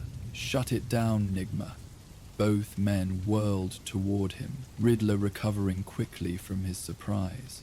Ah, the detective arrives, right on schedule, or should I say, right on clockwork. His casual tone belied the tension in his posture. I'd ask if you've solved all my little riddles, but your presence here rather answers that question. Hayward backed toward the machine protectively. It's too late to stop it. The resonance cascade has already begun. Even without the orrery, the engine has achieved partial synchronization with the temporal field. Batman moved further into the room, positioning himself between the two men and their creation. You're manipulating forces you don't fully understand. Cobblepot and Marsh abandoned this project for good reason. Because they lacked vision, Hayward snapped, his academic reserve giving way to long-harbored bitterness.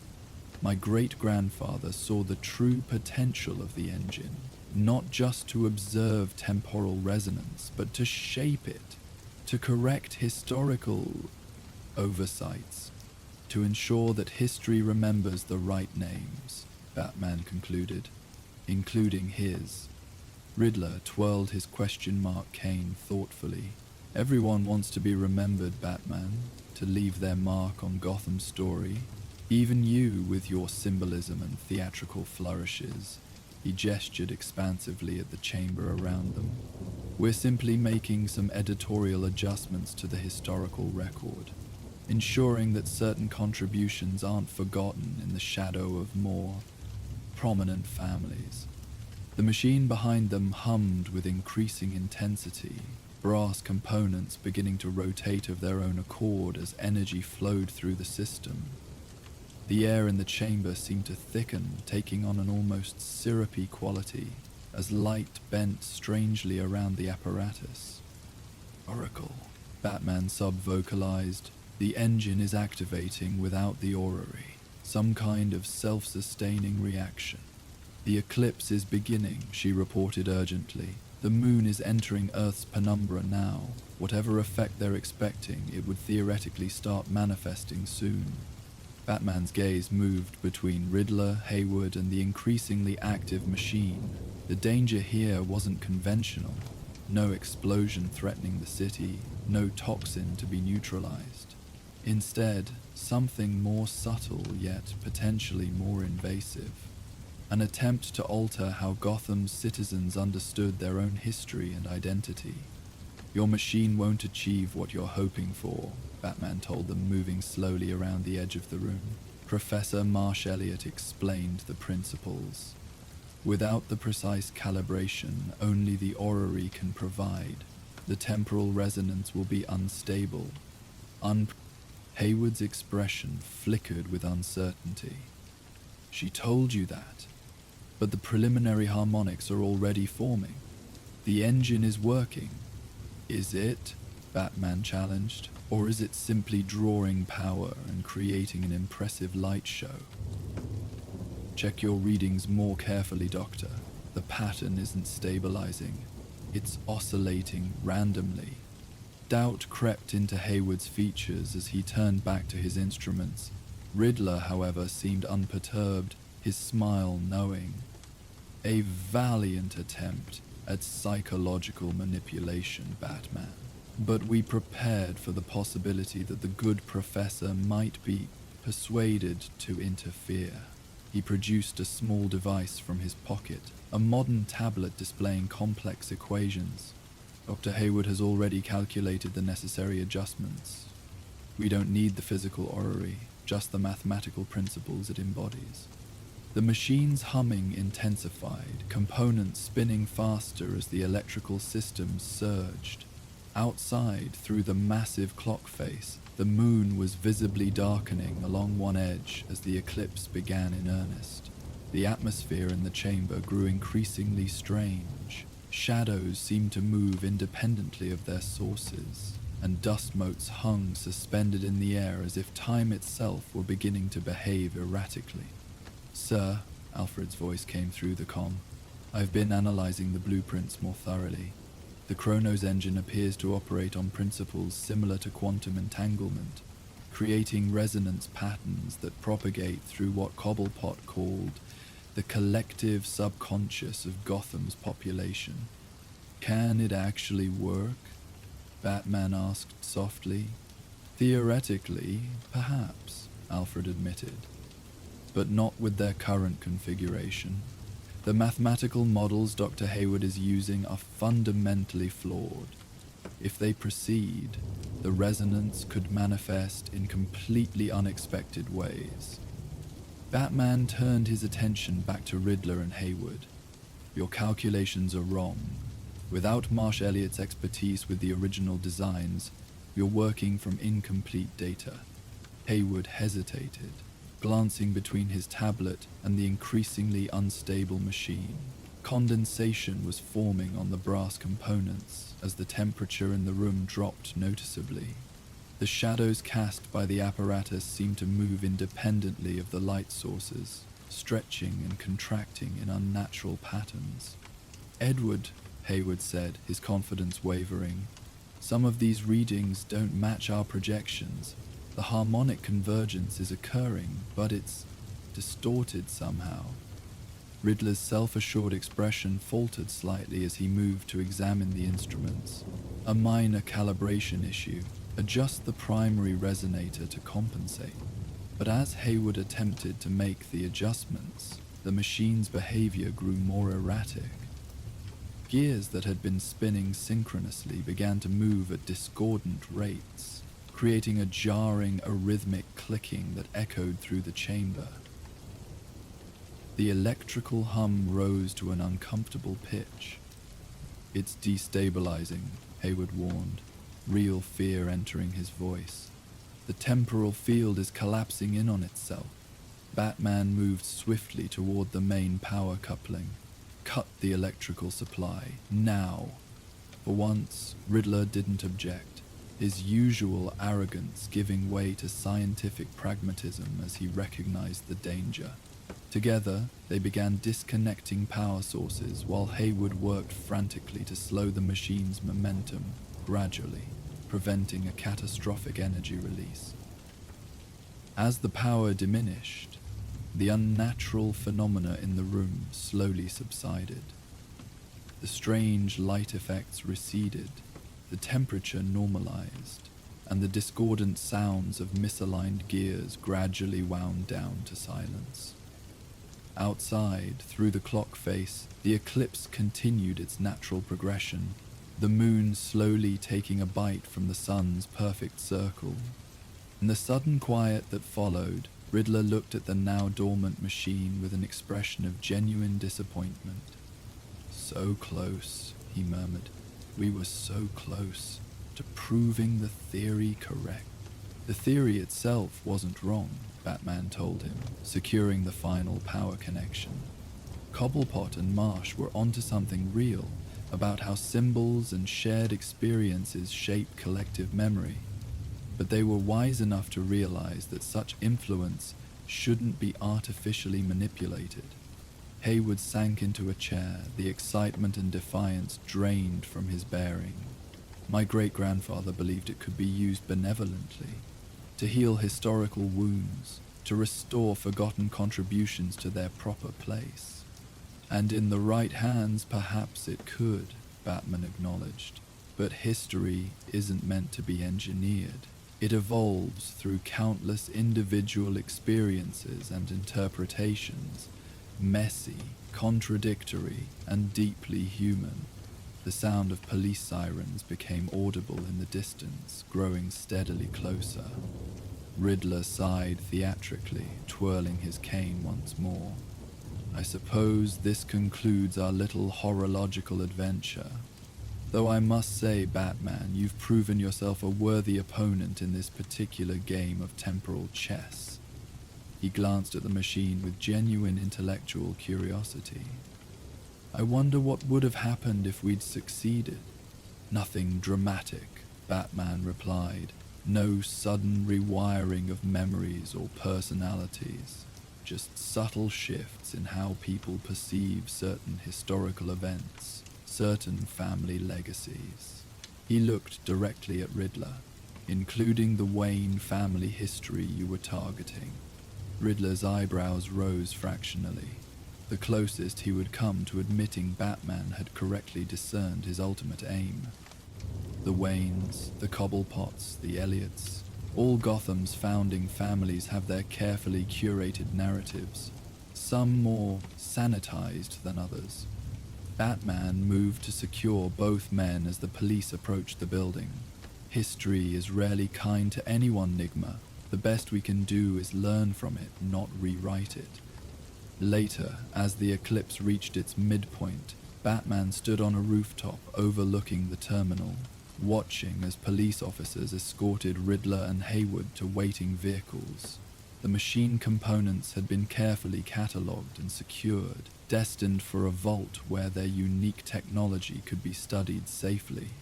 Master Bruce, Alfred's voice came through his comm. Professor Marsh Elliott has arrived at the manor as you suggested. She's brought her great-grandmother's journals, which Riddler had indeed returned to her as a gesture of professional courtesy. She's agreed to let us digitize them before they go to the university archives. Indeed, she seems quite relieved that the engine has been neutralized. She mentioned something rather interesting about her great-grandmother's final entries.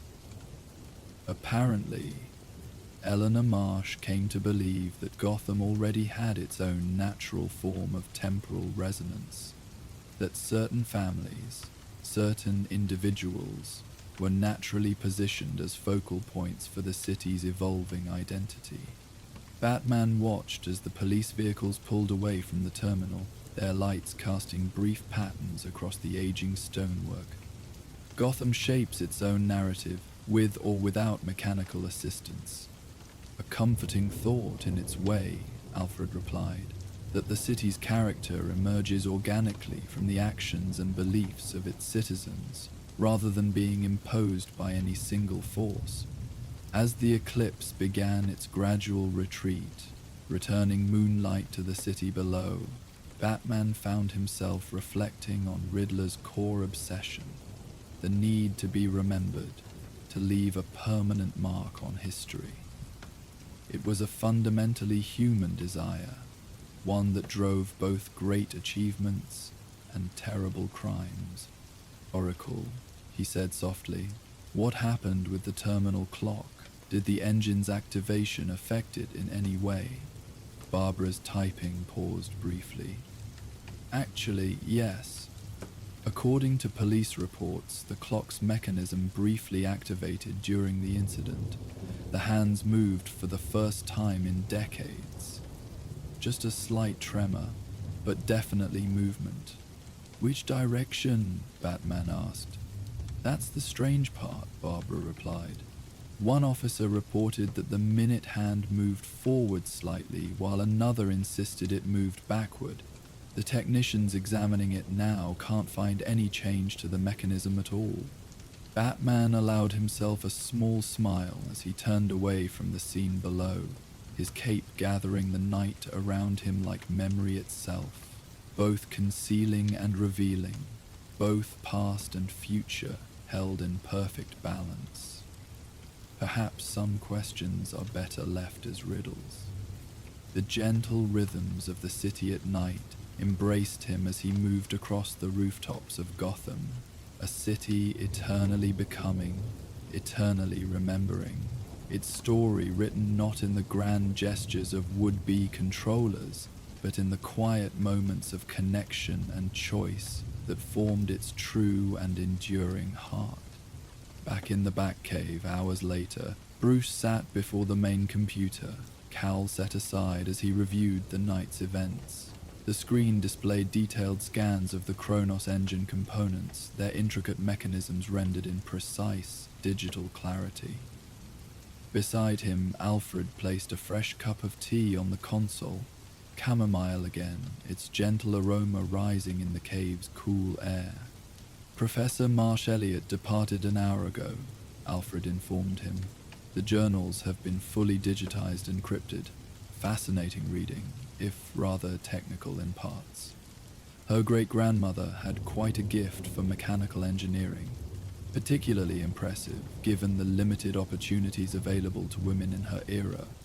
Bruce nodded absently, his attention caught by a particular gear assembly in the engine's design. There's something familiar about this configuration, Alfred. It reminds me of something in Father's old collection of mechanical puzzles. Alfred leaned closer, studying the image. Indeed, sir. The Wayne family has always had an appreciation for intricate mechanisms. Your father often mentioned that his great-grandfather collaborated with several prominent inventors of his time. Bruce turned to look at him, one eyebrow raised slightly. You never mentioned that before, didn't I? Perhaps it slipped my mind. Alfred's expression remained impassive, though a hint of amusement touched his eyes. The past is full of connections we discover only when we're ready to see them. As Bruce returned to studying the engine's components, the cave settled around them into comfortable silence, broken only by the distant drip of water, the occasional soft chirp of bats, and the gentle ticking of the antique clock that had belonged to Thomas Wayne, keeping perfect time as it had through generations of Gotham's ever-unfolding story. Outside, the night continued its patient journey toward dawn, the eclipse now complete, the moon restored to its full luminance. Across Gotham, citizens slept and dreamed, their individual memories weaving together into the shared tapestry of the city's identity, a process far more profound and resilient than any machine could hope to alter. In the days that followed, Bruce found himself returning to the digitized journals of Eleanor Marsh, reading through her meticulous notes on the Kronos engine project with growing fascination. Her insights into temporal resonance theory were remarkably advanced for her era, blending rigorous scientific methodology with philosophical questions about the nature of collective memory and shared experience. She was quite ahead of her time, Alfred remarked one evening, setting down a fresh pot of tea in Bruce's study. Her understanding of how symbols and stories shape a community's self-perception parallels much of modern sociological theory. Bruce nodded, scrolling through another page of elegant handwritten formulas. What strikes me is how she and Cobblepot began to question their own work. They started with pure scientific curiosity, but as they progressed, ethical considerations became increasingly central to their research. The hallmark of true wisdom, Alfred observed, recognizing when knowledge outpaces our capacity to use it responsibly. Outside the study windows, Gotham's skyline glittered in the evening light, a constellation of human endeavor, each building representing generations of dreams, decisions, and destiny. From Wayne Tower's commanding presence to the humble brownstones of the historic districts, the city's architecture itself told a story of continuity and change. Bruce's gaze lingered on the distant silhouette of Central Terminal, its frozen clock face just visible against the darkening sky. Riddler's been unusually quiet since his transfer back to Arkham.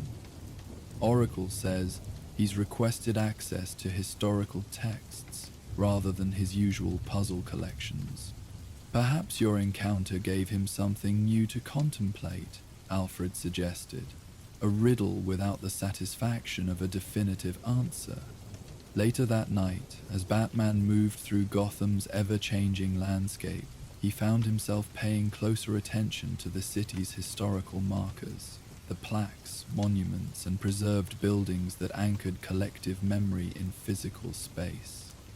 Each represented a choice about what was worth remembering, what stories deserved to be passed down through generations. From his vantage point atop the old clock tower at Cathedral Square, the first location mentioned in Riddler's initial puzzle, Batman could see much of old Gotham spread beneath him. The streets followed patterns laid down centuries ago, when the city was little more than a trading post at the meeting of rivers. Though buildings had risen and fallen, been destroyed and rebuilt, something essential remained consistent, a distinctive character that persisted through all of Gotham's transformation. "Sir," Alfred's voice came through his comm, "I've been reviewing Professor Marsh Elliott's additional findings. Her analysis of the engine's components revealed something quite remarkable. The pocket watch, despite its Wayne family provenance, contains mechanical elements that appear to have been designed by Theodore Cobblepot himself, suggesting collaboration rather than competition between the families," Batman noted.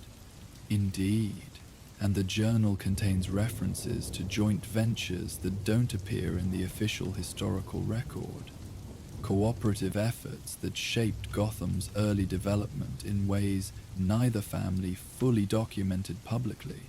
Batman's gaze swept across the city's architectural tapestry, Gothic spires standing alongside Art Deco towers and sleek modern glass edifices. "History is rarely as simple as we're taught, Alfred. The narratives we inherit are just the surface of a much deeper, more complex reality. A reality that perhaps doesn't require mechanical intervention to be properly understood," Alfred agreed. "Just patience, curiosity, and a willingness to look beyond established assumptions." As Batman prepared to continue his patrol, a movement caught his attention. A flicker of green on a rooftop several blocks away. By the time he reached the location, whoever had been there was gone, but a small object remained, deliberately placed at the rooftop's edge. An antique puzzle box of intricate design, topped with a small question mark. Inside was a single sheet of parchment bearing Riddler's unmistakable handwriting. Some mysteries are better left unsolved. Some riddles better left as questions. History writes itself in the spaces between what we remember and what we forget. Until our next game of temporal chess, detective. Batman secured the puzzle box, a slight smile touching his lips as he returned to his patrol. In a city defined by constant evolution, perhaps the most valuable historical truth was simply this: that Gotham continually reinvented itself through the choices of those who called it home, each generation adding new layers to its ever-unfolding story. The night embraced him as he moved through its shadows, his own presence now an indelible part of Gotham's collective memory, not imposed through mechanical manipulation, but earned through countless quiet moments of protection and presence. A symbol freely embraced by a city that had always known how to write its own unique tale. And in that quiet moment between night and morning, Batman's legacy continued to write itself into Gotham's consciousness, not through manipulation or force, but through the simple, powerful truth of his presence in the city's darkest hours and most vulnerable moments. A symbol freely embraced rather than artificially imposed, a guardian of Gotham's right to remember its own story, in all its complicated glory. As the final notes of the clockwork reverie fade into memory, the journey through Batman's world continues. The gentle ticking of antique clocks gives way to the soft crackling of flames, and our focus shifts from the precision of clockwork to the unpredictable dance of firelight. From the Riddler's puzzles of time and memory, we now turn to a different kind of duality, the complex persona of Harvey Dent, once Gotham's brightest hope, now its divided soul. Where Edward Nygma sought to rewrite history through mechanical manipulation, Two-Face navigates his fractured present through the flip of a coin, finding meaning in chance and fate. The calming rhythms of the Batcave that concluded our previous tale now open to the wider Gotham night, where shadows flicker like flames against stone walls, and moral choices are rarely as simple as the tick and tock of a clock's pendulum. In Whispers in the Flame, Batman faces not a puzzle to be solved, but a broken mirror reflecting both justice and vengeance. A meditation on duality, redemption, and the thin line between light and darkness that runs through every heart in Gotham, including his own.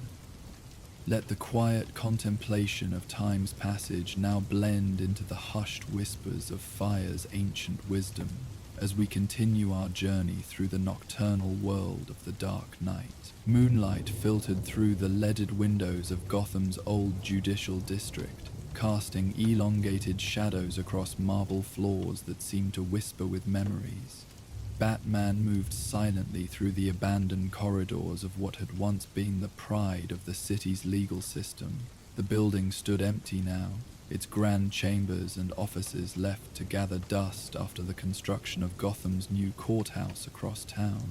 But history lingered here in the quiet darkness, particularly the history of one man.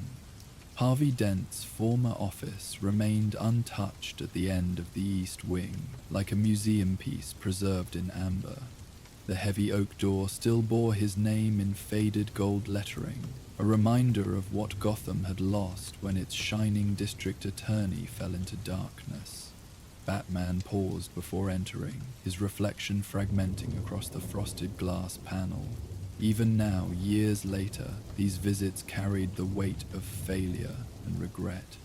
"I'm at Dent's old office," he sub-vocalized to Alfred. "The security system showed movement here last night." "Curious," Alfred's calm voice replied through the cowl. "That wing has been abandoned for years. Perhaps our coin-flipping friend is feeling nostalgic." Batman pushed the door open slowly, its hinges protesting with a low moan that seemed fitting for this place of ghosts. Inside, time stood frozen. Law books lined shelves that reached toward ornate ceilings. A massive desk dominated the space, its surface bare except for a thin layer of dust, and something new. A small brass lamp burned with a steady flame, illuminating a single sheet of paper placed precisely in the center of the desk. "Someone's been here," Batman confirmed, approaching cautiously. The paper was high-quality stationery, cream-colored and heavy. Upon it, written in an elegant hand Batman recognized immediately, were words that seemed to float between past and present. "Dear Harvey, I wonder if you remember the day we took office, the hope we carried into these rooms. I flip the coin now to decide whether those memories belong to you or to me. Today it landed scarred side up. Your memories remain yours alone, while I attend to what must be done."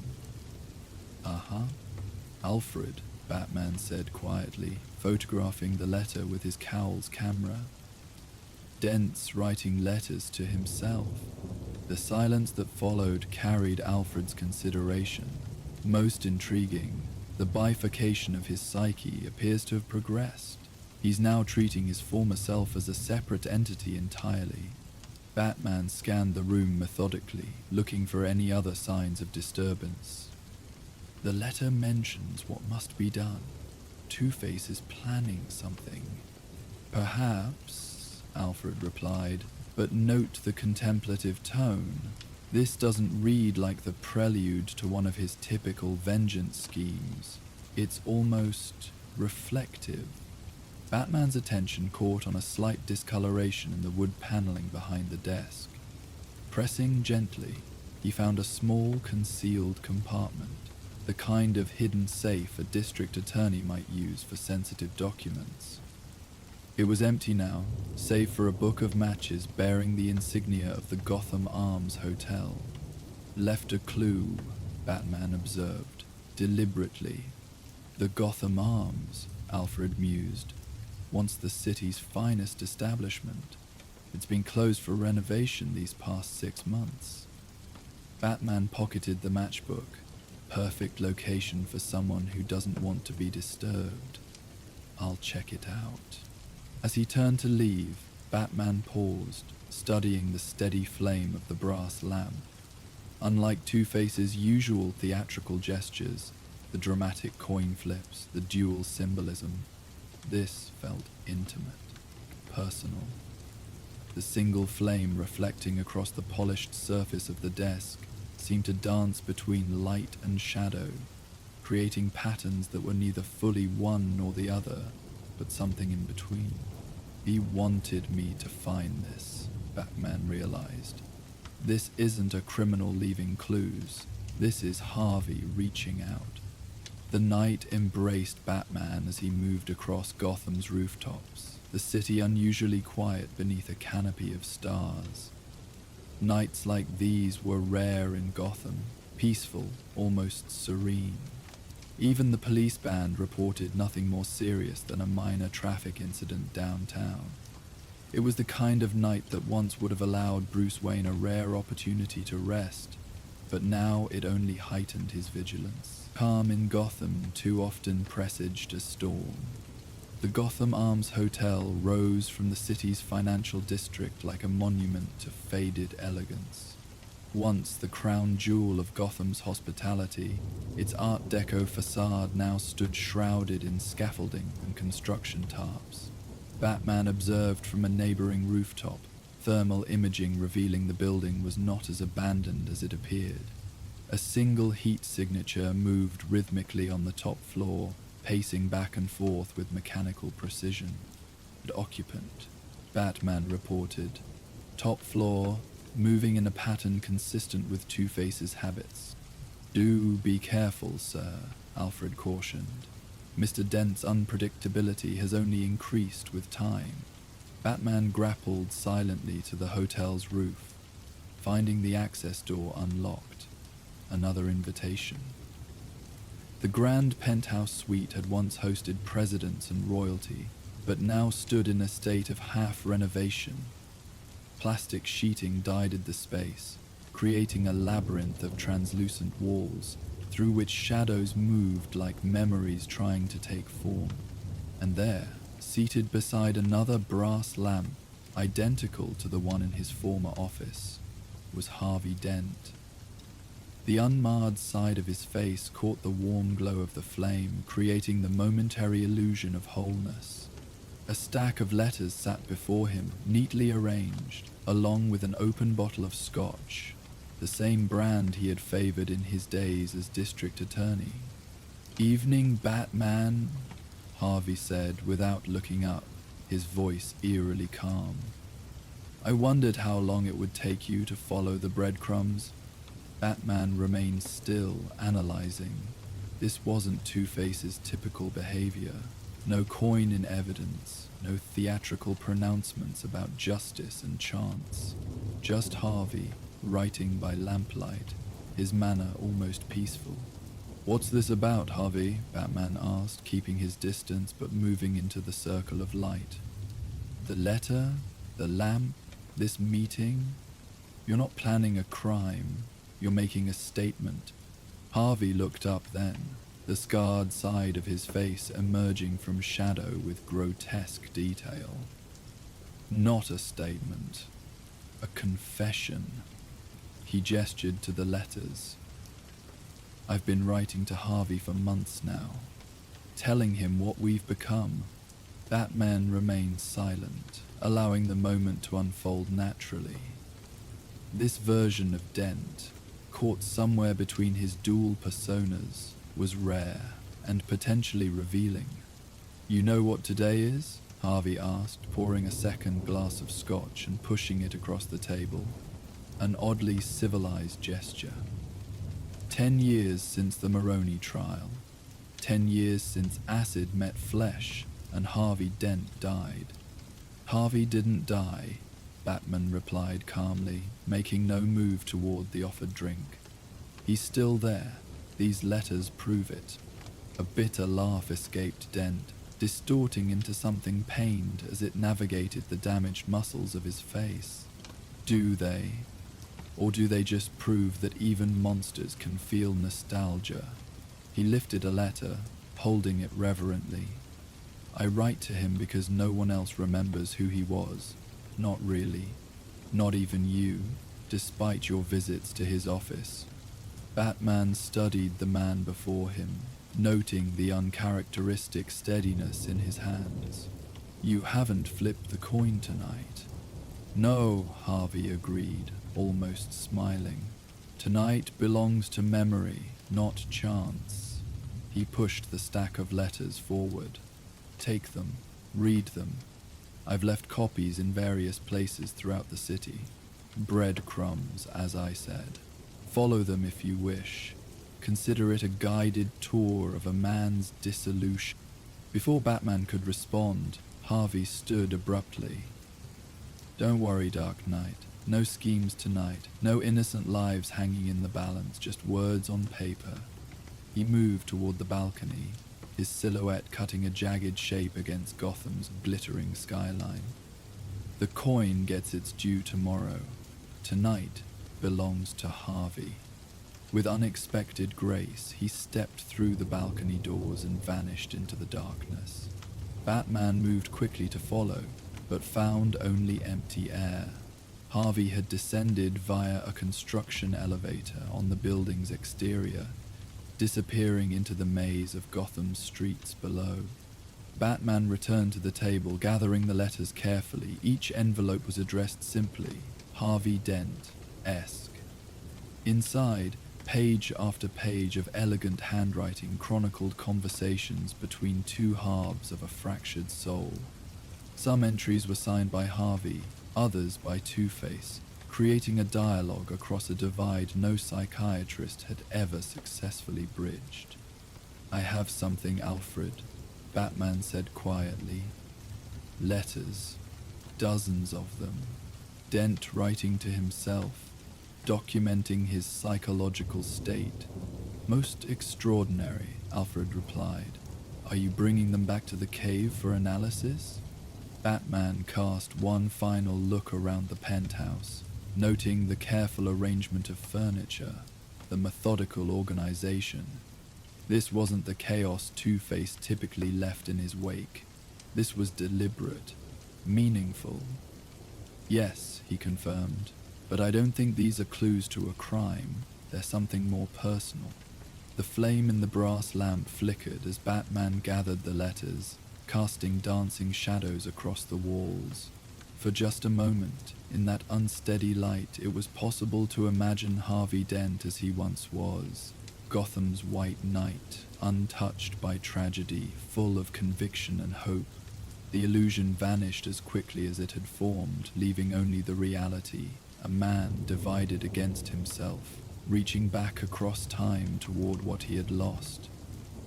The Batcave's ambient sounds created a soothing backdrop as Alfred carefully arranged the letters in chronological order, his methodical approach bringing structure to Harvey's chaotic outpourings. Bruce sat nearby, cowl removed, watching as his oldest friend worked with the patience of an archivist, preserving fragile historical documents. Remarkable, Alfred murmured, examining a particularly dense page of writing. The handwriting shifts subtly, depending on which personality is expressing itself. When he writes as Harvey, the script is more controlled, reminiscent of his days as district attorney. When Two-Face emerges, the letters become sharper, more aggressive. Bruce nodded, studying the pattern Alfred had identified. It's as though they're fighting for control of the pen itself. Indeed, Alfred agreed. A physical manifestation of his internal struggle. He selected a letter from early in the sequence, holding it carefully by its edges. "Would you like me to read some aloud, sir? It might help to hear the words as Harvey intended them." Bruce leaned back in his chair, allowing tension to release from his shoulders. "Please." Alfred cleared his throat and began reading in his measured, dignified voice. "Dear Harvey, today I visited our childhood home. Or rather, I observed it from across the street while flipping the coin to decide whether to burn it down. You'll be relieved to know it landed clean side up. Some part of me wonders if the coin possesses its own will, if perhaps it chose to spare the place where we first learned about justice from our father. Do you remember his favorite saying? 'The law is reason free from passion.' He was wrong, of course. The law is nothing without passion. It was your passion for justice that made you effective, and it was passion that ultimately unmade you. Now only the coin speaks with true objectivity." "Hush." The words hung in the cave's cool air, carrying an intimacy that felt almost intrusive.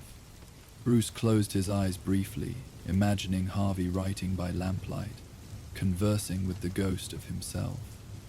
"He refers to himself in both the first and second person," Bruce observed, sometimes within the same sentence. "The boundaries between his identities appear fluid," Alfred agreed, selecting another letter. "In this one, dated 3 months ago, he seems particularly lucid. 'My dear Harvey, I dreamt last night of Grace, not the way you remember her, alive and laughing, but as I saw her last, weeping at the sight of what we'd become. You never visit her grave, but I do, though I stand far back among the trees where no one can see. I wonder what you would say to her if you could speak through me. Would you apologize for failing to protect her from Maroney's men? Would you tell her about the coin, how it makes choices bearable by removing the burden of moral agency? Or would you simply weep, as I sometimes do when the coin permits such weakness? Your other half." Bruce leaned forward, surprised. "Grace Lamont, Harvey's fiancée before the attack. She left Gotham years ago. I made sure she was financially secure. Perhaps Mr. Dent is unaware she's still alive," Alfred suggested. "Or perhaps the visits to an empty grave are symbolic rather than literal." They continued through the letters, Alfred's gentle voice giving dignity to Harvey's written confessions. Some were philosophical reflections on justice and chance. Others contained raw pain that made Bruce wince with its intensity. Occasionally a flash of the old Harvey Dent shone through, his wit, his idealism, his unwavering belief in justice. One letter in particular caught Bruce's attention. "Harvey, I visited the old courthouse today, our office. Batman has been there recently. Did you know that? I followed him once and saw him standing at our desk looking at the photographs we kept of our parents, of Grace. What does he seek there? Absolution, understanding. I sometimes wonder if, beneath his mask, he carries scars like ours. Not visible, perhaps, but just as defining. The coin says we should kill him, but some nights I choose not to flip at all. Some decisions even chance shouldn't determine." Alfred paused, meeting Bruce's gaze. "He's aware of your visits. I've been monitoring that building for years," Bruce acknowledged. "Something about it always drew me back. Now I understand why." "He's a kinship with you," Alfred observed gently. "A recognition of shared trauma, though expressed differently." Bruce stood, moving to the cave's computer system, where he began pulling up files on Harvey Dent's recent activities. "These letters suggest a level of self-awareness I didn't think remained in him. The question is, why share them now? Why this elaborate breadcrumb trail? Perhaps," Alfred suggested, carefully replacing the letters in their envelopes, "after a decade of internal dialogue, Mr. Dent simply requires an external perspective." Even the most divided mind eventually seeks integration. Bruce paused, considering. He mentioned that the coin gets its due tomorrow. Whatever Harvey's planning, these letters are prologue, not epilogue. Alfred nodded soberly. Then we must decipher their message quickly. Shall I continue? Bruce returned to his seat, the familiar sound of Alfred's voice creating a center of calm in the midst of uncertainty. As the next letter was read aloud, Bruce closed his eyes, listening not just to the words, but to the spaces between them. The whispers of a man trying desperately to reconcile who he was with what he had become. Morning light had begun filtering into the cave through hidden fissures when Bruce finally looked up from the last letter. Alfred, ever vigilant despite the hour, placed a cup of tea beside him before resuming his seat. "What conclusions have you drawn, sir?" Alfred inquired, his voice showing no signs of fatigue despite the all-night reading session. Bruce rubbed his temples gently, organizing his thoughts. Harvey's planning something specific. These letters document not just his psychological state, but a progression towards some kind of reconciliation between his two halves, Alfred asked. Or perhaps a final separation, Bruce countered. This passage from the most recent letter is particularly concerning. He selected the final page, reading aloud. "My dearest Harvey, tomorrow marks a decade since our division. The coin has decreed a fitting commemoration, a chance for Gotham to experience what we've endured. Every soul in this city lives with duality, the face they show the world and the one they hide from it. Tomorrow they make their choice, or chance makes it for them. I've prepared a gift for you, old friend, a moment of clarity before darkness falls. Two-Face." Alfred frowned thoughtfully. Rather ominous, yet frustratingly vague. A gift that offers clarity before some manner of city-wide event. Bruce stood, moving toward the computer array where he'd compiled data on recent police reports, shipping manifests, and security footage related to Two-Face's known associates. Nothing unusual in his normal patterns. No major thefts, no gang activity, no significant withdrawals from his offshore accounts. Most curious, Alfred mused, Mr. Dent has typically been rather theatrical in his criminal enterprises. "That's just it," Bruce said, turning back to the letters spread across the work table. "This doesn't feel like a criminal enterprise. It's too personal." Alfred nodded thoughtfully. "Indeed, and yet given Mr. Dent's history, we cannot discount the possibility of public endangerment." A soft alert from the computer interrupted their discussion. Bruce moved quickly to investigate, finding a notification from the GCPD secure channel. "Gordon's activated the signal. It's barely dawn. Perhaps the commissioner has insights we lack," Alfred suggested, already moving to prepare the bat suit. Mr. Dent's relationship with the police department was once quite close. Some institutional memory might remain. Minutes later, Batman stood atop GCPD headquarters, where Jim Gordon waited beside the now darkened signal, steam rising from 2 cups of coffee in his hands. The commissioner looked tired, the lines around his eyes deeper than usual. "Thought you might be expecting this," Gordon said by way of greeting, offering one of the cups. Batman made no move to take it, so Gordon set it on the ledge with a shrug. "A package was delivered to my office this morning, addressed to me, but with a note saying the contents would be of particular interest to you." He handed over a small box wrapped in brown paper. Batman examined it carefully before opening, finding inside a single brass key and another letter, written in Harvey's distinctive hand. "Dent?" Gordon asked, noting Batman's recognition. "Yes. He's been leaving messages across the city." Batman opened the letter, scanning its contents.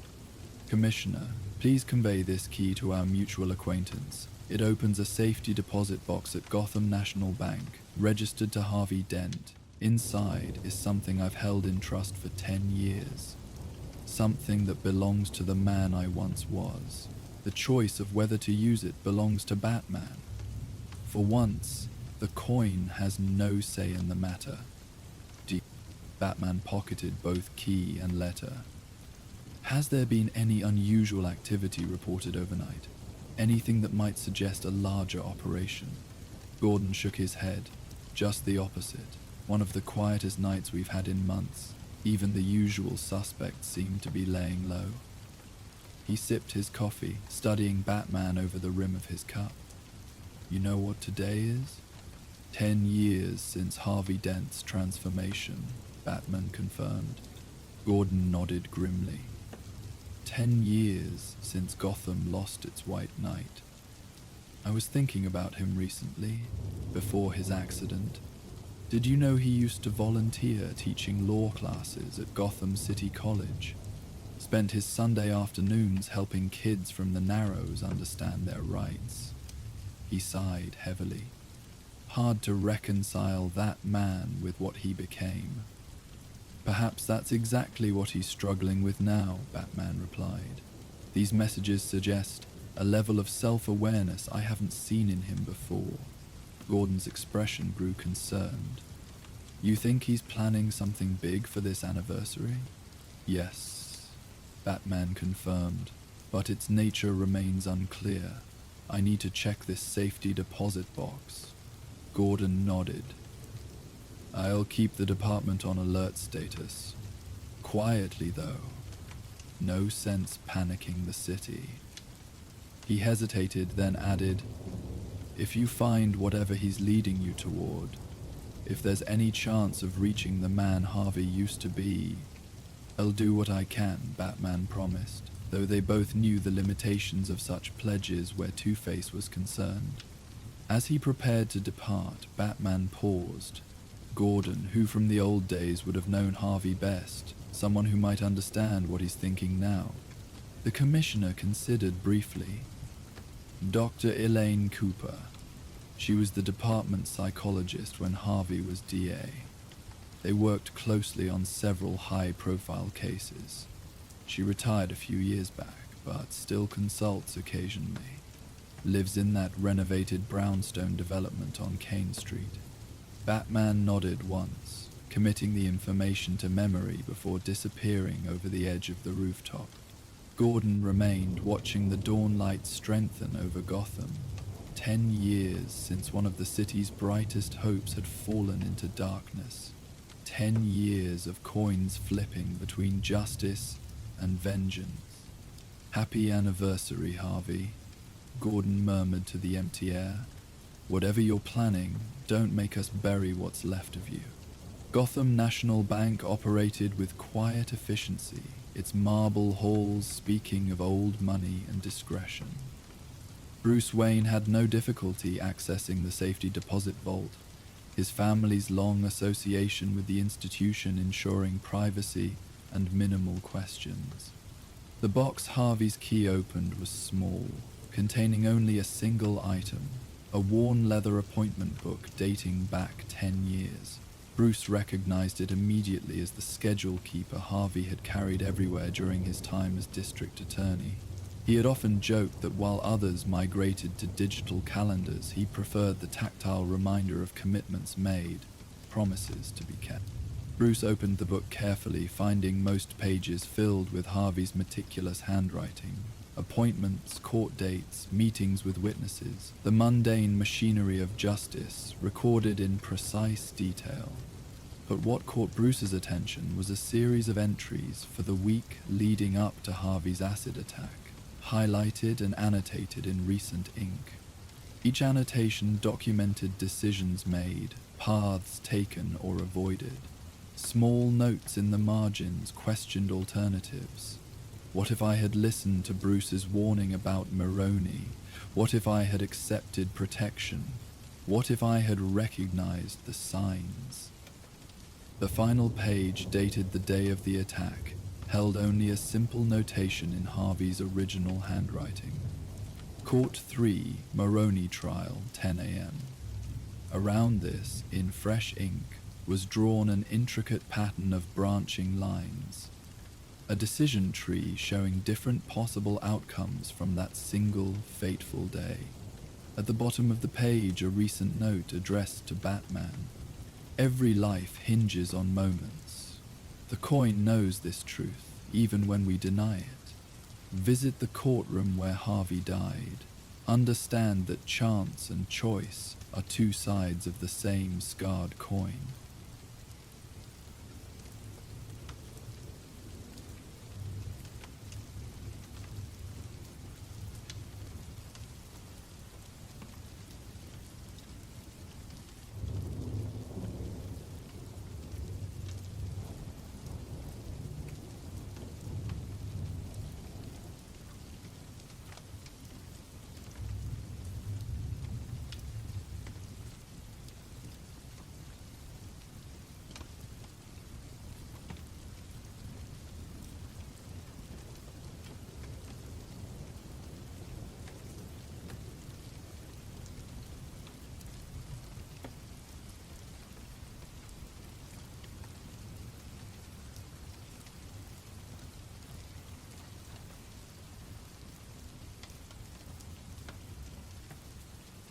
Bruce closed the appointment book, slipping it into his pocket. The clinical quiet of the bank vault felt suddenly oppressive, too sterile for the raw human tragedy documented in those pages. Harvey wasn't just commemorating his transformation, he was re-examining it, questioning the interplay of fate and choice that had created Two-Face. The old courthouse waited in mourning stillness, golden light streaming through dusty windows onto the worn wood of courtroom 3. Bruce entered quietly, dressed in a simple suit rather than the bat suit. This visit required Bruce Wayne's perspective, not Batman's. The room remained much as it had been 10 years ago, though now used for storage rather than trials. Boxes of documents lined the walls and plastic sheeting covered the jury box. Bruce walked slowly to the prosecution's table, where Harvey had stood that day, presenting the case that would ultimately cost him everything. "I thought you might come as yourself rather than your alter ego," a voice observed from the gallery. Bruce turned to find a slender woman in her 60s watching him thoughtfully. "Though I suppose we all wear different faces depending on the circumstance." "Dr. Cooper," Bruce acknowledged, recognizing her from Gordon's description. "Jim Gordon suggested you might have insights into Harvey's thinking." She moved forward, her steps measured and deliberate. "I've been expecting someone to contact me today. The anniversary makes it almost inevitable." She joined Bruce at the prosecution table, running her hand lightly over its scarred surface. "Harvey loved this room. Said he could feel the weight of every verdict ever rendered here." "You knew him well," Bruce observed. "As well as anyone could," she confirmed with a sad smile. "Which is to say, not completely. Harvey always kept part of himself in reserve even before the attack. A self-protective instinct masked by charm and confidence." Bruce gestured to the courtroom around them. "He's left a trail of breadcrumbs leading here, letters, memories, this appointment book." He showed her the leather volume. "It suggests he's re-examining the choices that led to his transformation." Dr. Cooper accepted the book, paging through it with professional interest. "Fascinating. This pattern of annotation suggests not just retrospection, but active engagement with counterfactuals. He's not simply remembering what happened, he's systematically analyzing what might have happened instead." "Why now?" Bruce asked. "After 10 years of surrendering choice to the coin, why this sudden interest in the road not taken?" She considered the question carefully. Anniversary reactions are common in trauma survivors. Significant dates often trigger reassessment. She returned the appointment book to Bruce. But there's something else at work here. These annotations are too methodical for a simple emotional response. This is Harvey, the prosecutor, building a case. Against whom? Bruce pressed. Himself? Batman? Gotham? Perhaps all three, she suggested. Have you considered that Harvey's bifurcation might be evolving? Psychological states rarely remain static, even in cases as extreme as his. She moved toward the spot where Harvey had been standing when the acid struck, her gaze contemplative. The division between Harvey Dent and Two-Face has always been presented as absolute, good versus evil, order versus chaos, but human psychology defies such neat categorization. Bruce followed her gaze, remembering the chaotic moments after the attack. Harvey's screams, the panic in the courtroom, the smell of burning flesh. You think the boundaries between his personalities are breaking down? Or perhaps becoming more permeable, she clarified. Integration rather than dissolution.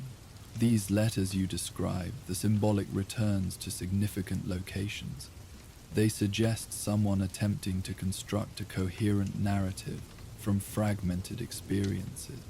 A subtle vibration from Bruce's pocket interrupted the conversation. A text from Alfred. News reports of unusual activity at Gotham City College. Two-Face sighted in law building. Bruce pocketed his phone, nodding to Dr. Cooper. Thank you for your insights. I need to go. Mr. Wayne, she called as he reached the courtroom doors. If you or your friend do encounter Harvey today, remember that beneath the theatrical extremes of Two-Face lies a man deeply committed to justice. Distorted and traumatized, yes, but that core principle remains. It may offer a point of connection. Bruce acknowledged her words with a nod before departing. Minutes later, Batman was moving across Gotham's rooftops toward the university campus, the appointment book secure in his utility belt. Each piece of Harvey's puzzle seemed to be leading towards some culminating event, and the location suggested a return to his past role as educator, the Sunday law classes Gordon had mentioned. Gotham City College sprawled across manicured grounds, its Gothic architecture reminiscent of older, more dignified academic traditions. The law building stood at the campus center, its columned facade designed to evoke the Supreme Court. Batman entered through a service entrance, making his way toward the main lecture hall, where campus security reported the disturbance. Inside, he found a scene both bizarre and strangely poignant. Two-Face stood at the lecturer's podium of a semicircular auditorium, addressing an audience consisting solely of photographs, hundreds of them, each placed carefully on a seat. Moving closer, Batman recognized the images. Gotham citizens from all walks of life, criminals and law enforcement, judges and jurors, victims and perpetrators. Harvey looked up as Batman entered, seeming unsurprised by his arrival. Right on schedule, he observed. Did you bring the appointment book? Batman approached slowly, noting that Harvey's trademark coin was nowhere in evidence. Instead, the former district attorney's hands rested flat against the podium, in a posture reminiscent of his courtroom stance. I have it, Batman confirmed. What is all this, Harvey? Two-Face gestured to the photo-filled auditorium. My final class, a decade of legal education distilled to a single principle. His scarred mouth twisted into what might have been a smile. I always was an effective teacher. And the subject today? Batman asked, continuing his slow approach. Choice and chance, Harvey replied. The twin forces that shape every life. He tapped the podium, where Batman now noticed a series of photographs laid out in sequence. Harvey before the attack, the moment of the acid strike captured by a courtroom artist, and progressive images showing his physical and psychological transformation. For 10 years, Harvey continued, I've allowed the coin to make my choices, abdicating moral agency to the flip of chance. He touched his scarred cheek in an unconscious gesture, a convenient delusion. Batman stopped at the front row, studying Harvey's demeanor closely. The letters, the clues, they suggest you've been questioning that arrangement. Questioning, Harvey repeated thoughtfully. Yes, that's the prosecutor's gift, isn't it? Asking the right questions. He turned toward the largest photograph, an image of himself being sworn in as district attorney, hand raised in solemn oath. I've been interrogating myself, Batman. Both selves. The answers have been illuminating. What did you discover? Batman asked, responding to the unexpected lucidity in Harvey's manner. Two-Face laughed, the sound echoing hollowly in the lecture hall. That the coin was never fair to begin with. Every flip loaded with my own subconscious desires. He reached into his pocket, withdrawing not his silver dollar, but a folded piece of paper. I found this in the appointment book before I left it for you. A note I wrote to myself the night before the Maroney trial. He unfolded the paper carefully, reading aloud. Whatever happens tomorrow, remember why we do this. Not for accolades or power, but because Gotham deserves a justice system that works for everyone. Sometimes that means making hard choices, taking risks. If those risks have consequences, accept them with the same conviction that led you to take them in the first place. Harvey refolded the note with methodical precision. Harvey Dent knew he was taking a risk prosecuting Maroney personally. He chose that risk willingly, eyes open. His voice hardened slightly. What he didn't choose was what came after, allowing that single moment to define and divide him forever. Batman moved closer, sensing the critical juncture they were approaching. What happens now, Harvey? Now? Two-Face echoed, his tone suddenly lighter. Now I teach my final lesson. He reached beneath the podium and withdrew a detonator, its red button gleaming ominously in the lecture hall's subdued lighting. Don't worry, Dark Knight. The only thing rigged to explode is this building. Empty save for you and me and these paper witnesses. Batman's posture tensed. You don't want to do this, Harvey, don't I? Two-Face challenged, his scarred features twisted in sudden anger. For 10 years I've let the coin decide because choice itself became unbearable. Do you know why? He gestured sharply at the sea of photographs. Because every choice carries consequences we can never fully predict or control. Every decision ripples outward, affecting lives we never intended to touch. He held up the detonator. This choice is simple. Flip the coin. Stands or falls. Let chance decide, as it has for a decade. Or, Batman prompted, intuiting there was more. Harvey's expression shifted, softening slightly. Or make the choice deliberately. Own the consequences either way. He placed the detonator on the podium beside his old silver dollar. That's what these breadcrumbs have been leading to, Batman. Not some elaborate scheme or criminal master plan. Just a man trying to remember how to make a choice without hiding behind chance. Batman studied Harvey intently, recognizing the profound struggle playing out before him. The letters, revisiting significant places, examining your past decisions. You've been building toward this moment of choice. Yes, Harvey acknowledged. One conscious decision to mark the anniversary. To choose rather than flip. He pushed both coin and detonator toward Batman. But I find I'm not ready to make that choice alone. So, I'm giving it to you." Batman remained still, understanding the immense psychological significance of Harvey's gesture. "You're surrendering your agency to me instead of the coin." "No," Harvey corrected. "I'm asking you to witness my choice, to hold me accountable for it." He straightened to his full height, and for a moment Batman could see the shadow of the district attorney he had once been, principled, determined, unafraid of difficult decisions.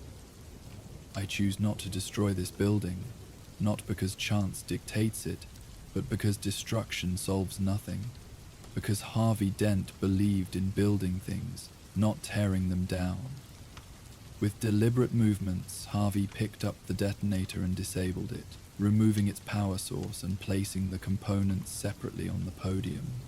Then, with equal deliberation, he took his silver dollar and placed it in Batman's gloved hand.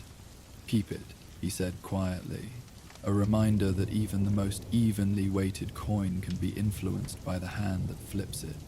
Batman closed his fingers around the coin, feeling its familiar weight, the tangible symbol of Harvey's fractured psyche.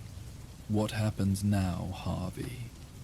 Two-Face, or perhaps in this moment something closer to Harvey Dent, gazed out at the photographs filling the lecture hall. "Now, I turn myself in, serve my sentence at Arkham, continue the work of integration I've begun." He smiled faintly. "The breadcrumbs weren't just for you, Batman. They were for me, marking a path back towards something resembling wholeness." As the morning light strengthened through the lecture hall windows, Batman watched Harvey gather the photographs from the front row. Images of his parents, Grace Lamont, colleagues from his DA days, personal rather than symbolic. Memories rather than evidence. "I'll leave the rest for the GCPD to collect," Harvey said, straightening his suit jacket with a dignity that transcended his scarred appearance. "Consider it my final contribution to the judicial process, a case study in rehabilitation." Batman activated his communicator. "Gordon, it's over. Law building at Gotham City College. Dent is surrendering voluntarily." When the commissioner arrived minutes later, he found Harvey Dent seated calmly in the front row of the lecture hall, the photographs of his former life arranged neatly beside him. Batman watched from the shadows as Gordon approached his former colleague with a mixture of caution and compassion. "Hello, Jim," Harvey greeted him, his voice steady. "Just like old times, except for the handcuffs." Gordon signaled his officers to wait, taking the seat beside Harvey. "What happened here, Harvey?" "A lecture on jurisprudence," Harvey replied with a hint of his old wry humor. "Topic: the intersection of chance and choice in human affairs." He held out his wrists for the handcuffs. "I've made my choice.